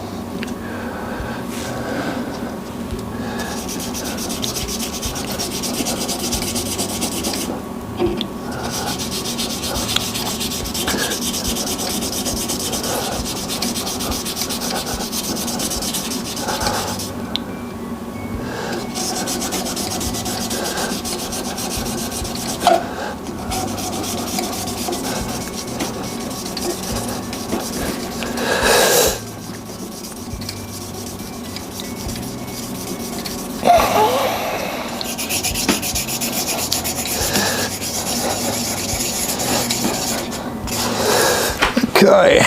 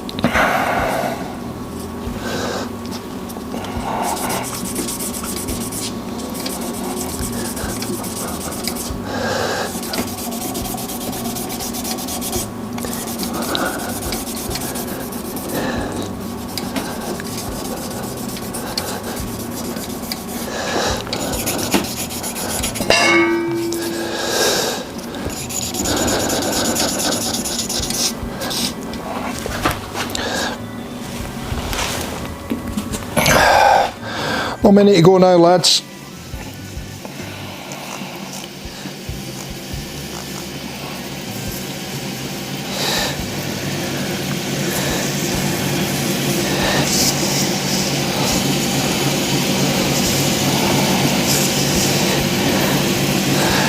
I think what I'll do tonight is, before I put any of the polishes on, I'll take it to the buff and we'll give it a buff up first and then we'll polish with the those fine powders and paste that I've got.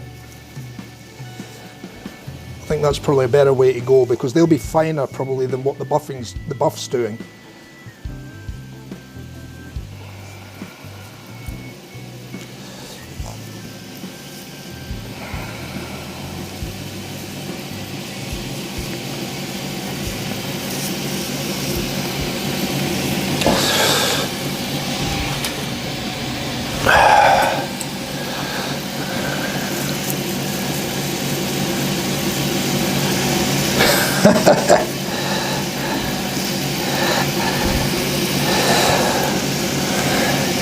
Yeah, the green one's 1,800 grit, the green pad. So that's the second one in the colour chart for the grits. So it's brown is 15, then it goes green's 1800, then 2400 for black, 3200 for tan, 3600 for wine brown, 4000 for teal, 6000 for purple, 8000 for royal blue, and then 12,000 grit for grey.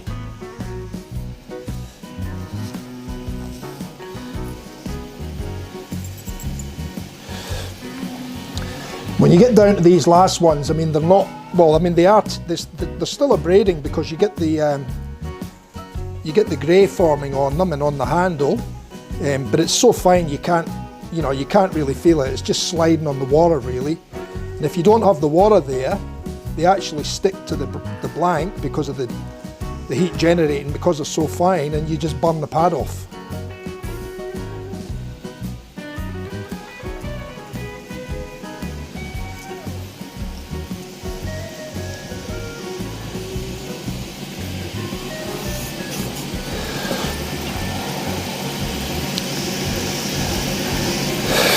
So we'll give this one just a little bit of a hand buff now.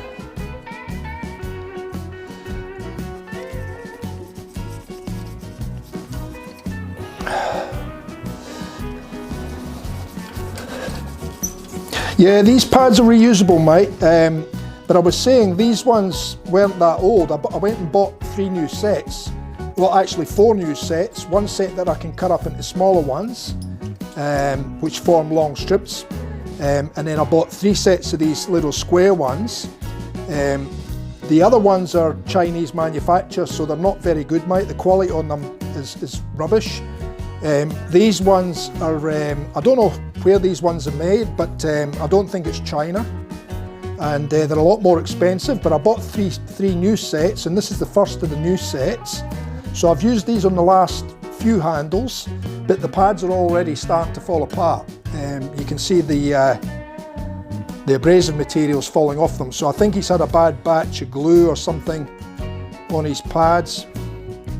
Because I mean, I do lay them on a paper towel to dry out after each and every use, so I sort of look after them, but they normally last a lot longer than this, you know. Anyway, that's us finished with that. So I'm just going to give it a little dry off, otherwise we get water flicking everywhere.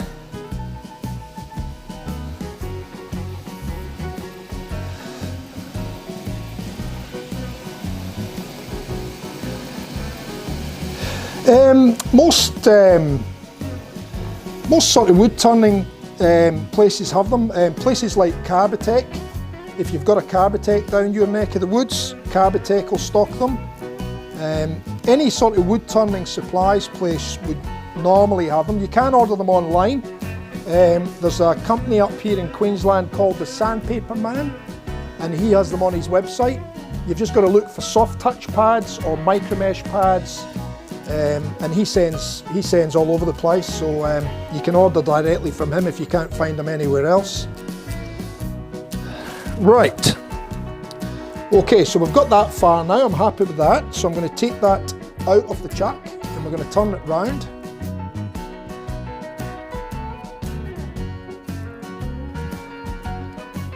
Just giving it a once over. Man, that's nice. Wrong one, that's the big one. So as you can see, there's very little waste on that one there. And there's the handle, so I've achieved what I set out to achieve, but we'll keep cracking on and you'll get a better look once we get this sorted out. There I am, I forgot my coffee again. My iced coffee.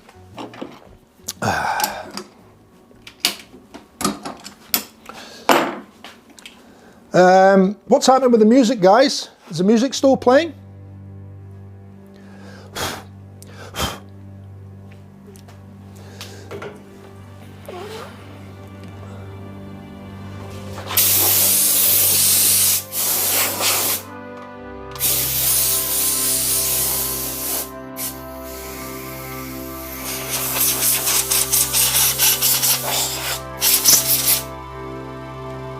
Yeah, the problem is, Grey Dog, is the pads are still cutting. They're still abrading fine. It's just that the surfaces are coming off. The glue's let go for some reason. It shouldn't do that. They should last a lot longer than 3 or 4 handles, or however many I've done since I got them. Not that many, that's for sure. Just tuck my wire back in again. I just caught it with my hand and ripped out my pocket. Okay, so we'll take that chuck off. Put these back to that shop for now. How's that? You can see my big ugly mug. Put that chuck away, get the big one in. Music's good again. I think the volume was a bit low. We must have been on a couple of quieter tracks again. Right, big chuck.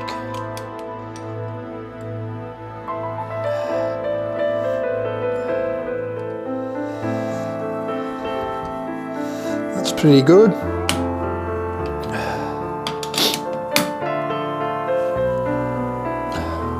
Might need to give my glasses a wipe too. I'm getting all dusted up here.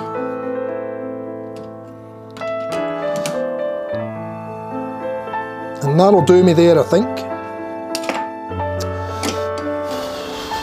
Bring this in so we can get position.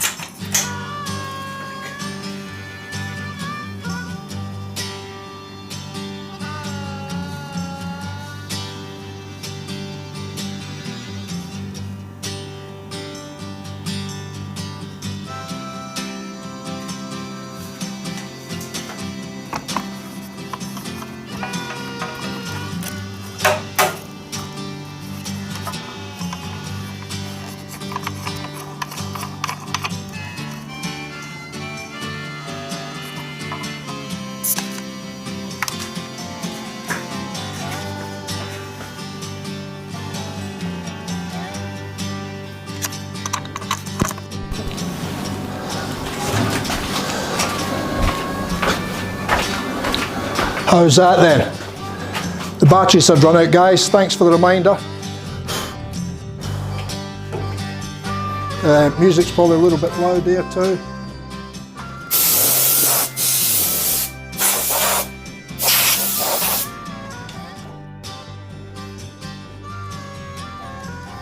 Okay, we're back.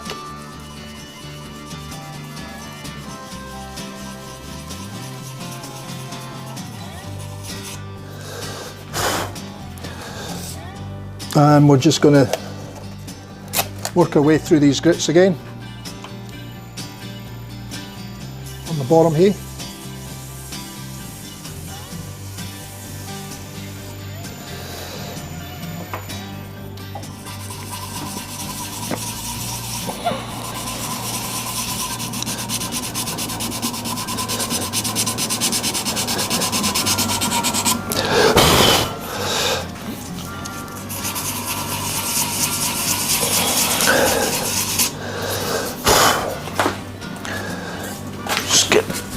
On top of them.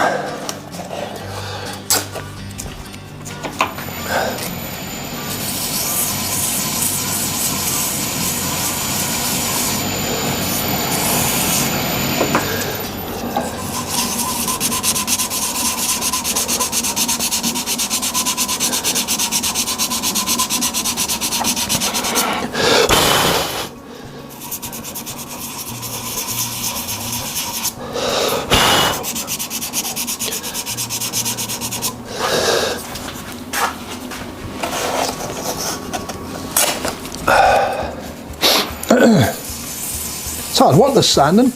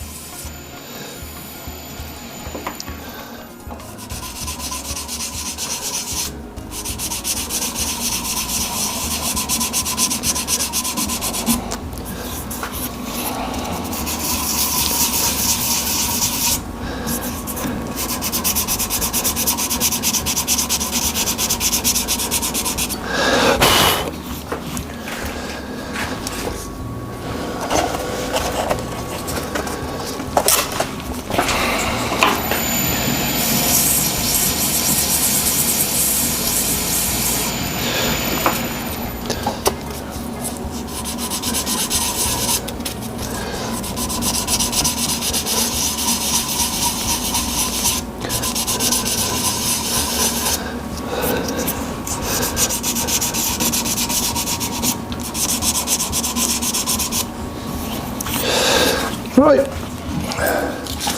little bit of water.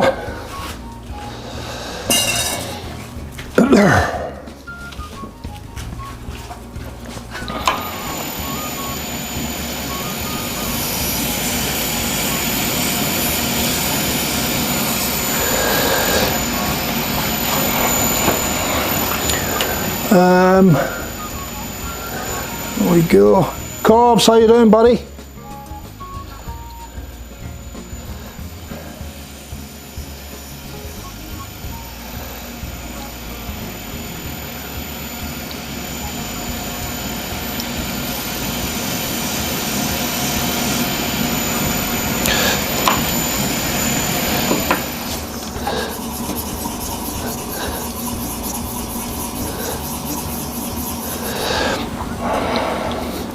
I take it you're all settled into that new house of yours now, mate?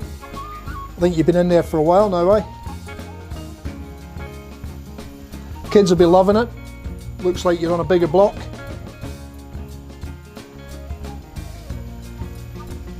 Or a bit of acreage, whatever.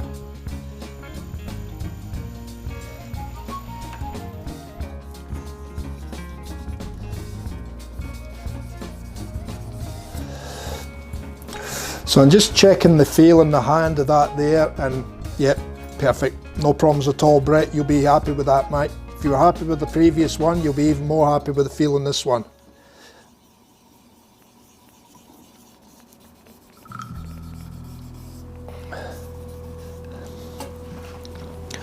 I just want to make sure that I've really given this a good sand, that we'll get all the scratches away. I think we should be right with that now. So we'll give it a little dry, and then we'll get rid of that. And then we'll come in to do the for the coin. And there's no arguments about this one, guys. This one is getting, at Brett's request, an antique silver.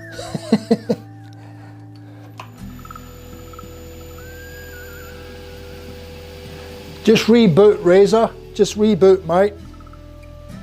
Switch everything off, switch it all back on again, and you'll be good.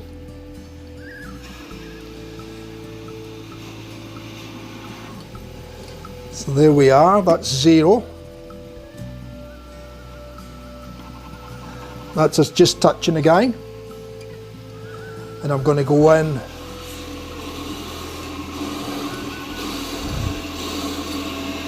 That's 1, 2, 3. That's us.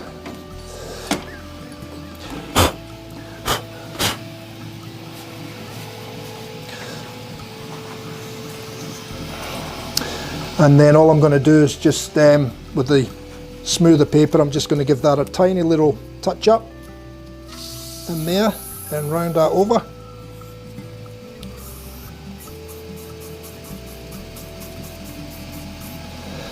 So that it's smooth.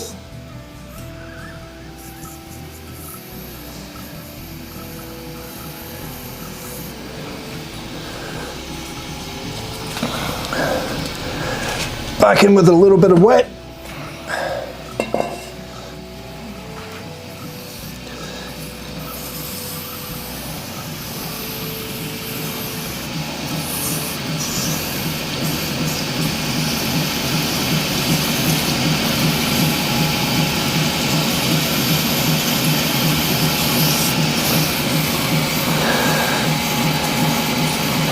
Oh, you got your shed, mate.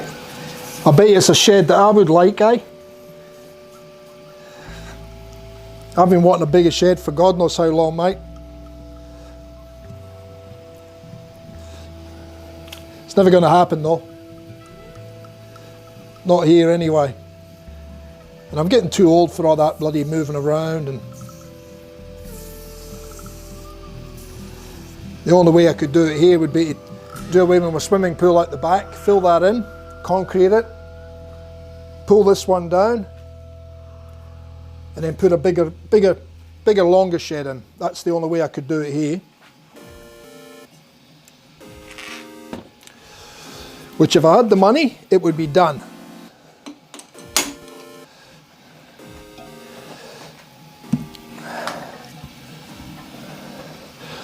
Right, just clean that up in there now.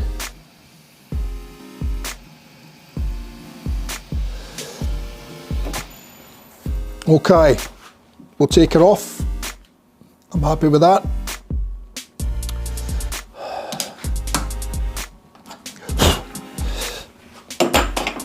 And I'll sit it up there for now. And I'm just going to take that chuck off. Oh, I'll leave that chuck there because we will need that again just for applying the polish, I think. So,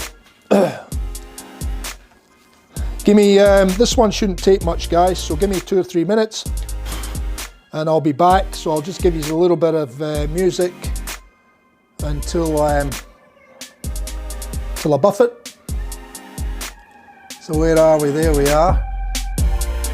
We'll take you up to about there and I'll turn me off.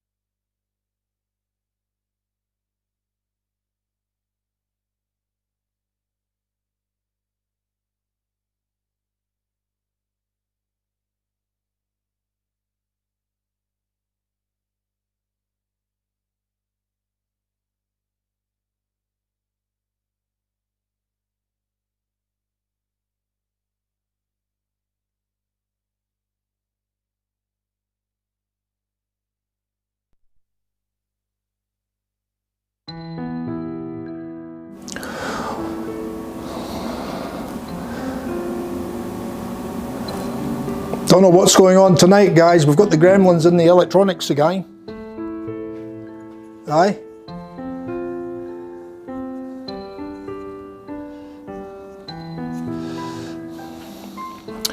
Right. Let me get the key for this.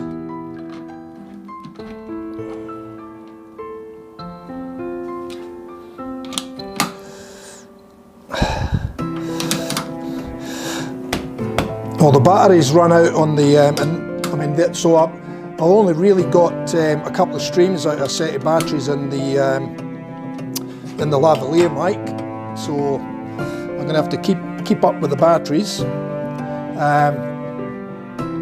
And I don't know why media player's dropping out like that, because it's the same thing I do every time.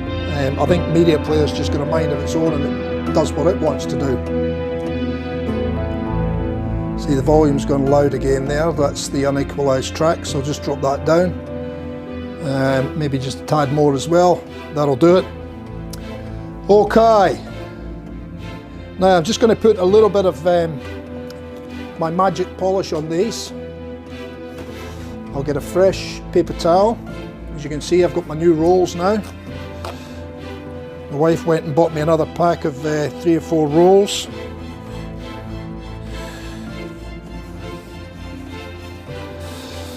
And we'll give this one a shake. Yeah, I think I might have to, Brett, get some rechargeables, some good rechargeables for it. At least that way I can put them on and charge them between each stream, I suppose. Okay, that's the first polish we're going to put on.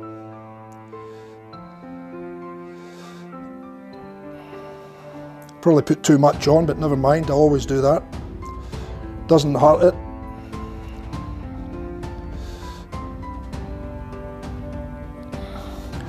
I will need to probably do the top separately as well, because I know I've got a little bit of buffing compound on there that didn't come off with the softer brush.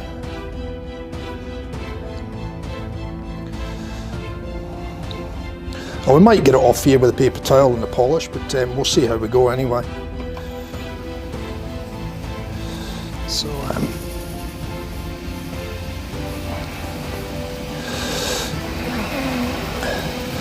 so all I'm doing here is just rubbing the polish in first to start, just so that it can have time to do its thing.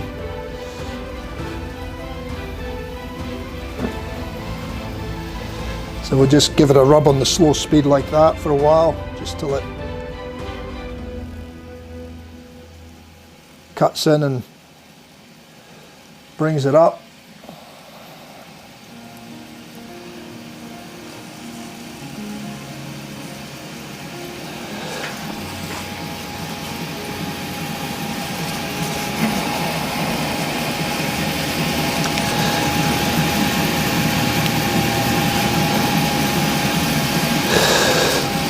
And then hit it with a drier piece.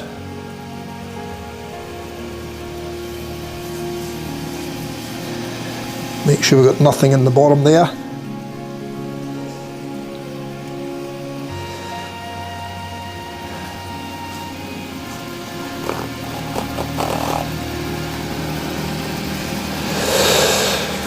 Okay. Now we'll put a little bit of my other polish on. So it's starting to get a bit of a shine on that now, guys.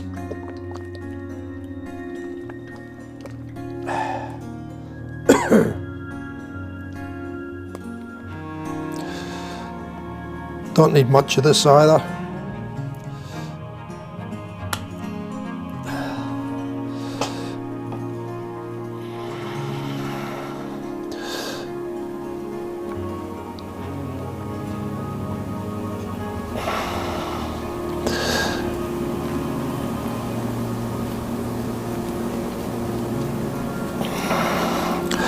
I think I got most of that buffing compound off with that paper towel.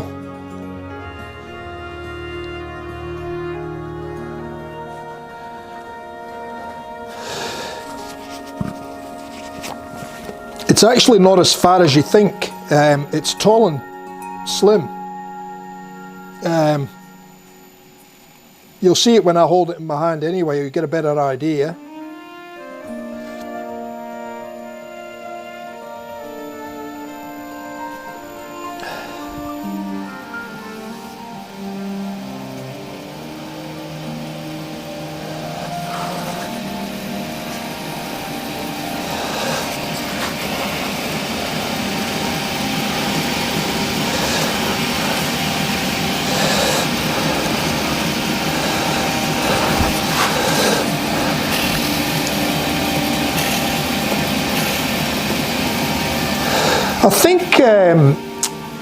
I think the Varta were the ones that had in it before, mate. Let me just check that.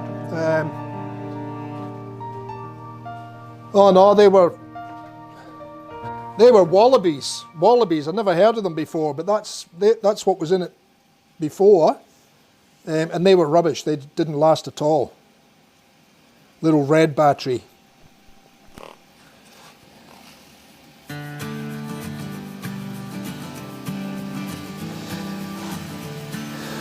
Okay, that's going to do that. Just make sure I loosen this off in the right direction. Yeah, that's it.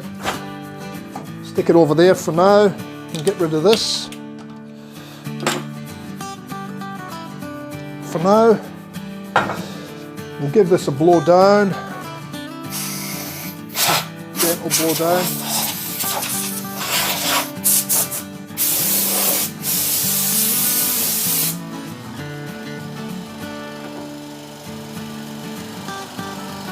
Yeah, it's lotus shaped top section and the bottom section's a bit different, mate. But yeah.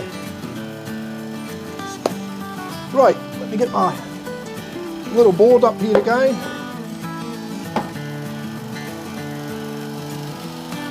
And I've got my epoxy glue. I need a little mixing stick though, which is just over there. We've got the 30mm Tuxedo Knot. I'll actually change camera views here now. We'll go to camera 3 and I'll zoom that out a little bit for you if I can. If I can find the button. We'll zoom it out a little bit and you'll get to see what I'm doing there.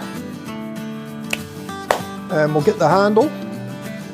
Now the handle's already cleaned inside. I'll just give it a quick blow, make sure there's no dust in there. We'll give the knot a quick rough up on the bottom side.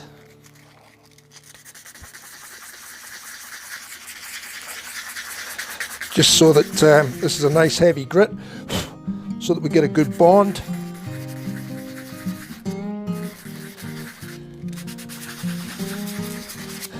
A little bit round the side edge.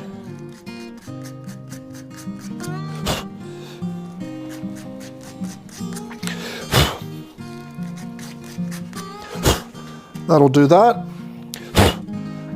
Give the knot a little blow. Okay, so that's that done. And I'll just grab a mixing stick.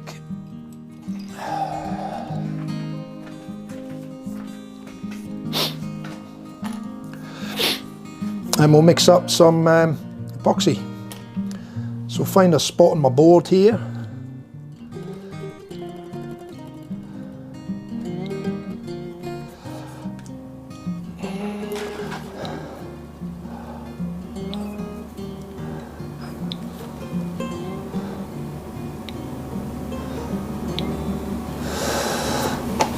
That's part A. What I'll also do is I'll get the coin out before I get too carried away here.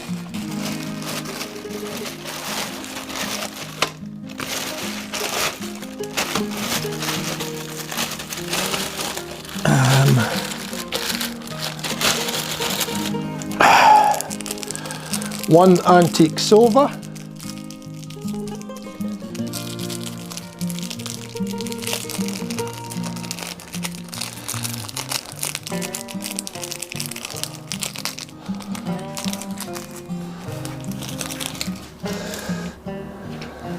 Yeah, the tall lotus shape was it's Brett's. It's a drawn, well, not a drawn. It was a photograph Brett sent to me, that he wanted a handle made. So that's what we've done. We've made the handle in the to the same as what he had. Actually, it's a little bit different, a little bit smaller in length. The other one was longer. So yeah, but it's nice actually. It feels nice in the hand.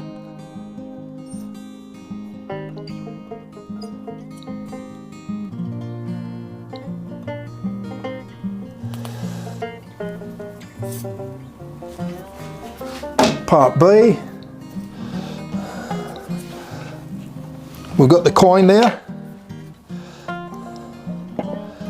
That's not locked in properly there.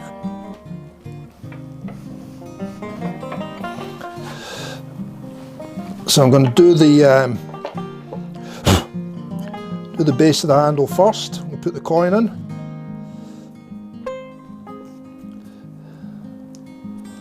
So right into the middle there, fill that hole up where the point of the fastener bit goes in, and then I just gently work out, just push a little bit of the epoxy out to the outside. Touch more.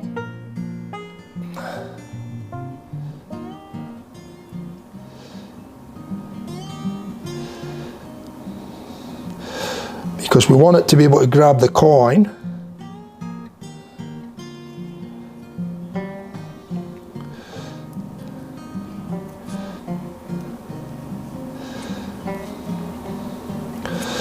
And that should be plenty enough.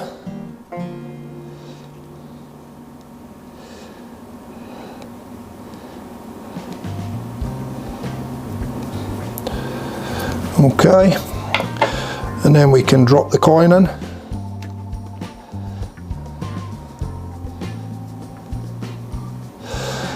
Just give it a little bit of a move around till we get a nice glue bond. And I'll leave that sit there for, well, actually I can put the knot in straight away. That's all good. Now I'll just drop, same again, straight into that centre hole in the base of the handle. And then just push glue out and up the side. I like to do up the side and the, not all the way, but up as high as the glue plug.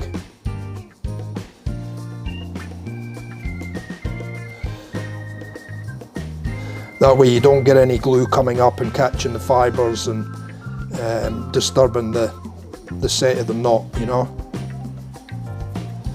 But I do like to get it up the side a little bit, just so that we get bond on the sides of the glue plug as well as the base.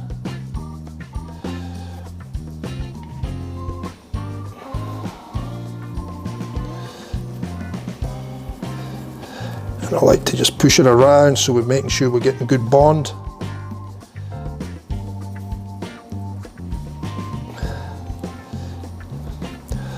That'll do that. And then I'll put a little bit on the, now the knot's slightly squarish at the moment because well,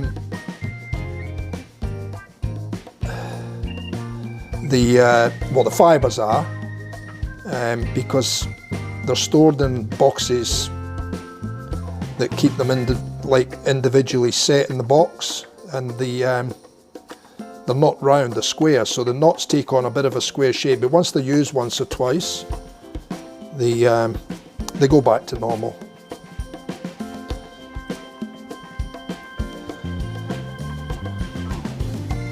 And once it goes in here, it sort of flattens it all out anyway.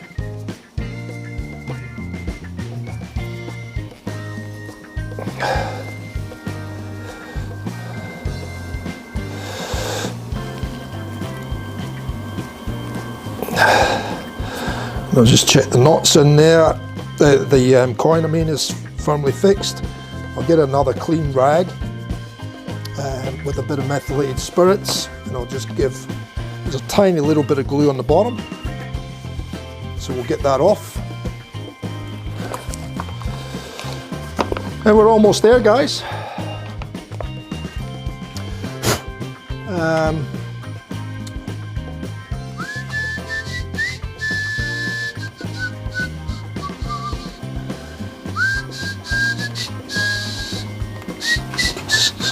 So a little bit of methylated spirits, we'll take that, clean up that bottom, just a tad.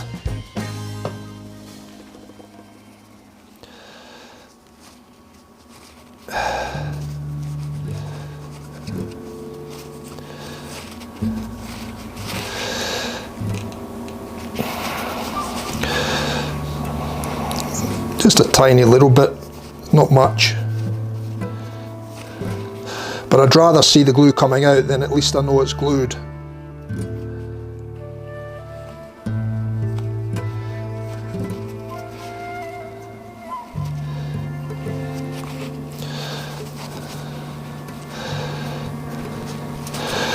Just make sure we get it all out, that's all. I don't like seeing excess glue.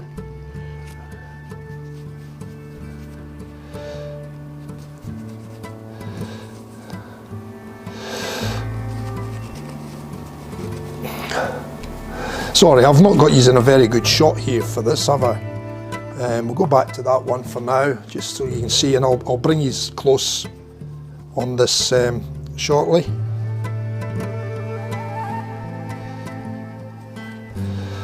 I'm happy with that. We'll just check the knot again. Yep, she's seating in nicely now.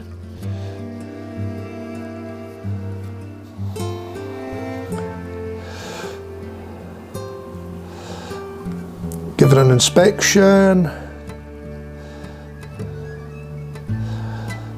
Yes, it's got the approval, Brett. It's got the approval, mate. Okay, let me just get into a couple of different camera shots for you, and I'll let you see this little beauty, eh?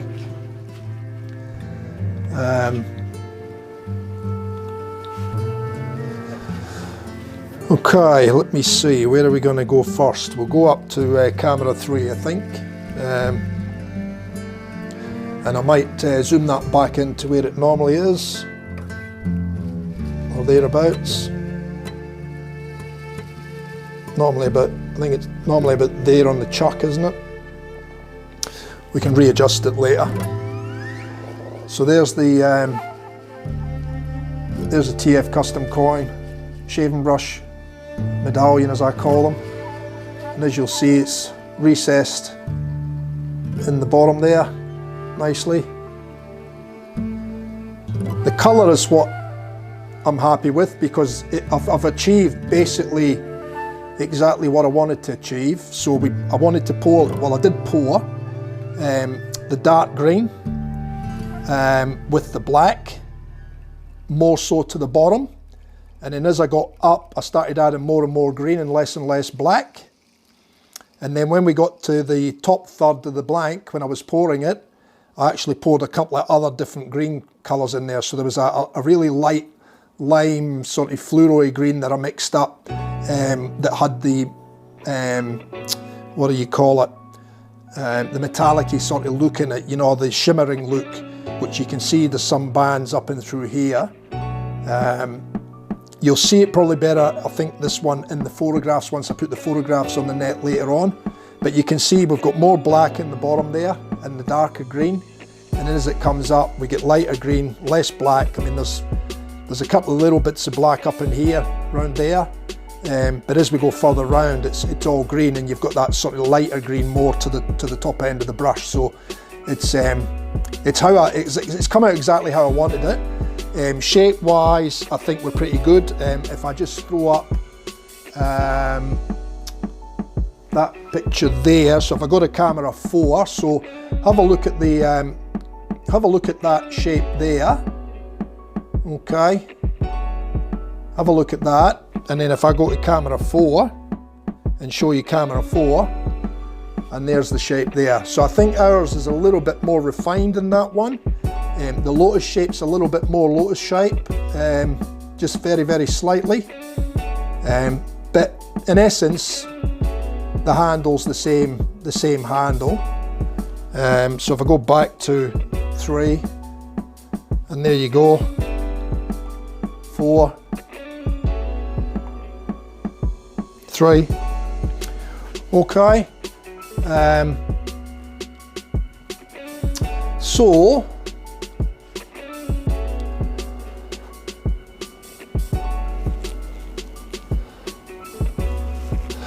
And I'll just show you it in camera too as well, just so you get a different look on it. Sometimes different angles show slightly differently, and you can maybe see the colour better in that one more so than the other one.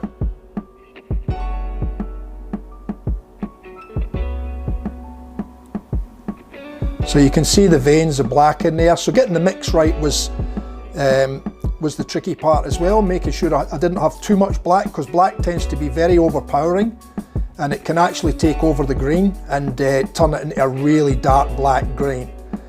Whereas here we've managed to get sort of black veins running up and through there quite nicely with the dark green to the bottom, and like I said, you can see the lighter green up the top end. So it's worked out perfectly as far as how I wanted it to look.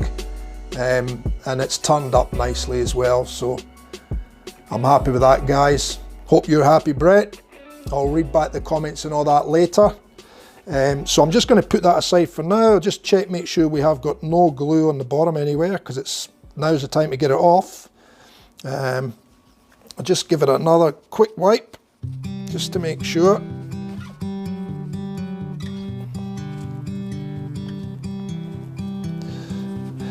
I can't see anything there now, so that's all good.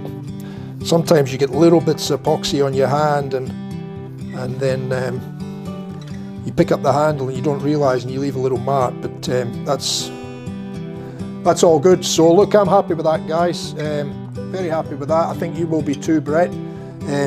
As you can see it in that shot there from a distance, it's quite balanced as far as shape's concerned. It suits the knot, so that extra height in the handle has actually come out quite nicely, and you'll find your way holding it yourself, but I'm finding that those two fingers there are actually slotting into that hollow shape there nicely. I've got my little finger just under the base of the handle, as you can see there, and then the top finger wraps into that part of the lotus just nicely as well, with your thumb on the back, and you've got real perfect grip on it, to be honest. I guess you could hold it like that as well if you wanted to, because it's deep enough and it's got enough grip where you can hold it like that. That's probably the way I'd be holding it, the way I'd use it. But very nice, mate, and the colours have come up nice, so I'm really wrapped with that, and I hope you are too. Okay, guys, look, I want to thank you all for coming in. We've been 2 and 3/4 hours again, so it's a long time to turn the handle, but like I said, I enjoy it, and I hope you get a bit of enjoyment out of seeing me turn them and make them as well. I know you are getting pretty friendly in the chat there now, which is good, so you can come and have a bit of chat and watch what's going on as well.